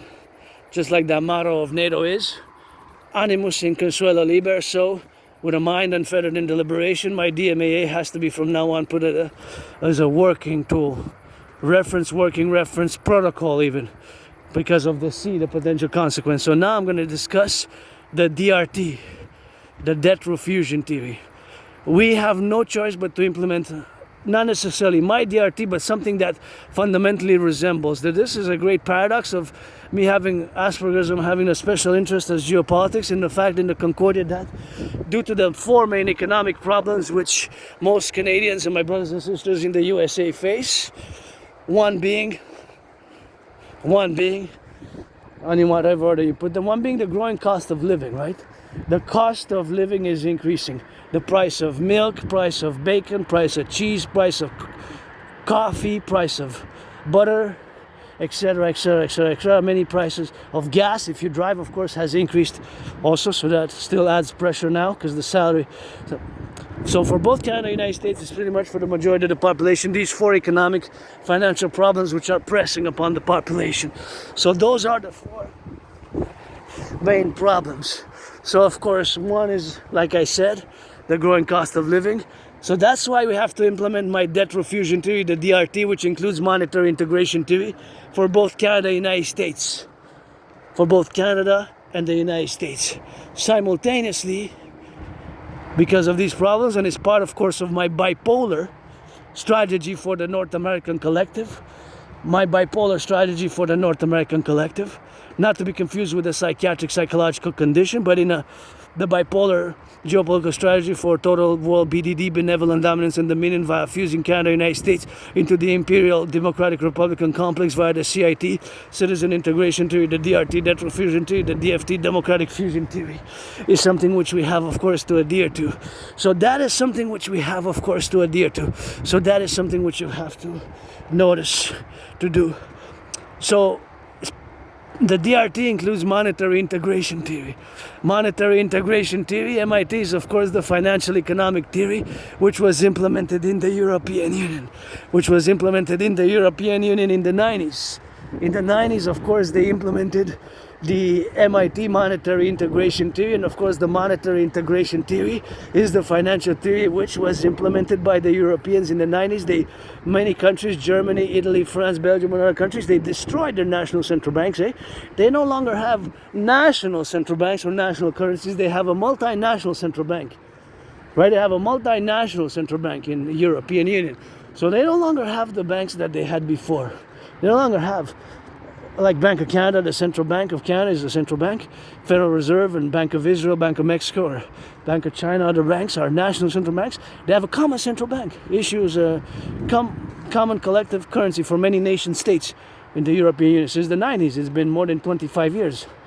It's been decades, a long time. In the 90s, they did it. So my DRT includes that theory, integrated in my debt refusion theory is integrated that theory. And we have to implement my debt refusion theory binationally, Canada and United States simultaneously, because these four main problems, the growing cost of living, growing cost of rents, even my rent went up. I'm not going to say by how much. I'm going to say it's between minimum $6 and $10. I can't complain because in my case, it's been below what it was allowed to by municipal regulations of the rent board and regulations. It was minimum by the rental boards and the regulation. It was minimum. So that minimum regulation is, of course, something which we have to consequently approve of and, of course, be aware of, course, in that situation. So that is, of course, just the situational aspect where we have now to be conclusive and committed about and be, of course, mindful of all that appellation where the civilizational complex is now in all the domain where we are now. So that is where we are.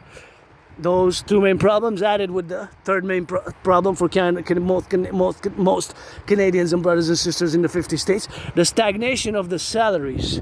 The salaries are stagnating, right? Salaries are stagnating. So the stagnation of the salaries. The fourth problem with that, is, of course, the stagnation of the salaries and the growing credit card debt. More and more people are going, of course, they're growing their credit card debt now. Even somebody now swiping from Montreal to San Francisco. Somebody's swiping that credit card. getting more in debt, maxing out their fourth credit card today.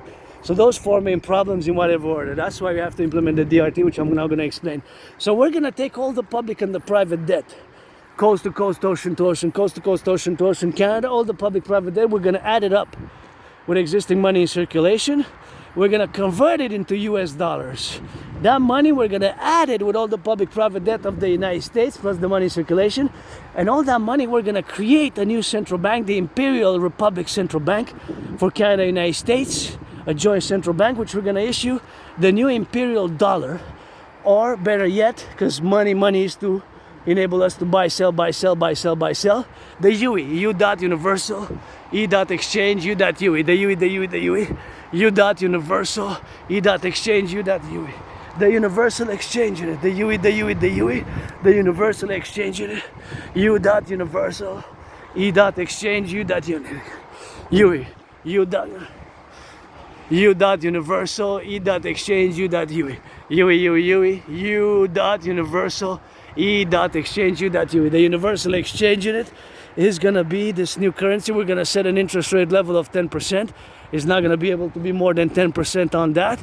And of course, that's gonna be, of course, the universal exchange unit, which we're gonna create. And with that money, we're gonna set an interest rate level of 10%. We're gonna add it all up, of course, And of course, come from Italy, we're gonna get rid of the border. We're gonna do a great census. We're gonna do a great census. We're gonna do across with all forces. We're gonna fuse the RCMP and the FBI. We're gonna create the Imperial Police Force for total SSD via my new 911 Draconis, total Draconis protocols. SSD, the Draconis protocols via the SSD. We're gonna do, of course, the protocols concomitant to, of course, what it is with that, and we're gonna, of course, create that and suffuse that. We're gonna mass finance fitness. We're gonna mass finance the building of 44 mass underground subterranean city tunnel structures inspired by the Cheyenne Mountain complex. And paradoxically, I'm no fan of Hamas, but Hamas built tunnels there, and also inspired by the Montreal underground village. We're gonna build them in our empire, 44 mass centers in case of a thermonuclear war, and we're gonna implement a new imperial citizenship of the Democratic Republic. We're going to fuse Canada and the United States. We're going to mass finance healthcare, mass finance fitness, mass finance the building of the Imperial People's Coliseum on the Canadian-US border, the Forgotten Goddess Temple. We're going to, of course, create the two complementary covenant and cooperative institutions via the DRT. It's the Imperial Integrated SSD Legion, Security Service and Defense only, coast to coast, ocean to ocean, the Imperial Dancing Goddess Army, to dance for the environment, for education, for education and the environment, and of course to dance for the environment, for education. And consequently, we're gonna do, of course, the census. We're gonna see some novos civis, that's Latin for new citizens of the Imperial Draconis, for the new Democratic Republic of the 63, which is going to merge the 10, the 50, and the 3 for 63 total. And that is going to launch us in this new 21st century benevolent dominance and dominion of the world and our resources. And we're going to fuse and become one people here in the new, and all who come to join us, we're going to have new insurance of freedom, and we're going to rebuild the ghettos, rebuild the North American inner urban cities. We're going to take care of our youth and make them sure they channel the aggression and rebuild. And we're going to mass finance something which we're going to channel the aggression and foster a good esprit de corps. We're going to finance the imperial tourism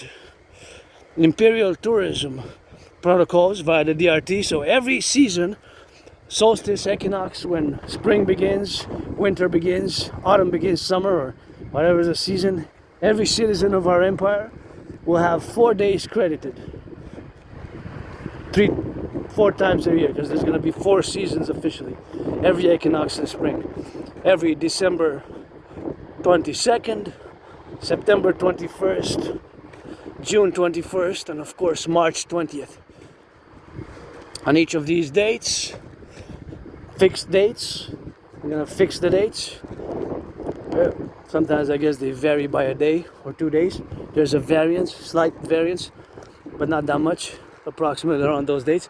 Every citizen who's more than 16 is going to be credited 4 days a year. 4 days a year. We can even get younger, 14 I guess. Days a year. The day meaning night, past midnight a minute, you lose 1 day out of the 4. Where travel by plane, by bus, by train, food and lodging, don't expect caviar, but fast food and that will be covered at the expense of the empire. So this Imperial tourism ministry for the rejuvenation, pleasure, recreation, and fostering a good Imperial esprit de corps where citizens can travel from Quebec to California, for Yukon, anywhere across the new 63 states of our empire, Imperial Democratic Republic, and can see so many states. You don't have to use the 4 every time. You can accumulate up to 44, but then you lose the cycle. So you're gonna, once you get 44, you have to use them, because otherwise use them or lose them. So you can take the 4, take the 8, take 16, and 32, 40, 44. After 44, it's gonna rebound. You use them or lose them, in other words. So it's best recommended to take twice every semester, 4 days, or accumulate to take 8 days in a row, or 12 days, or 16 days, or 20 days, 24, etc. Pledge your allegiance, legions to our family.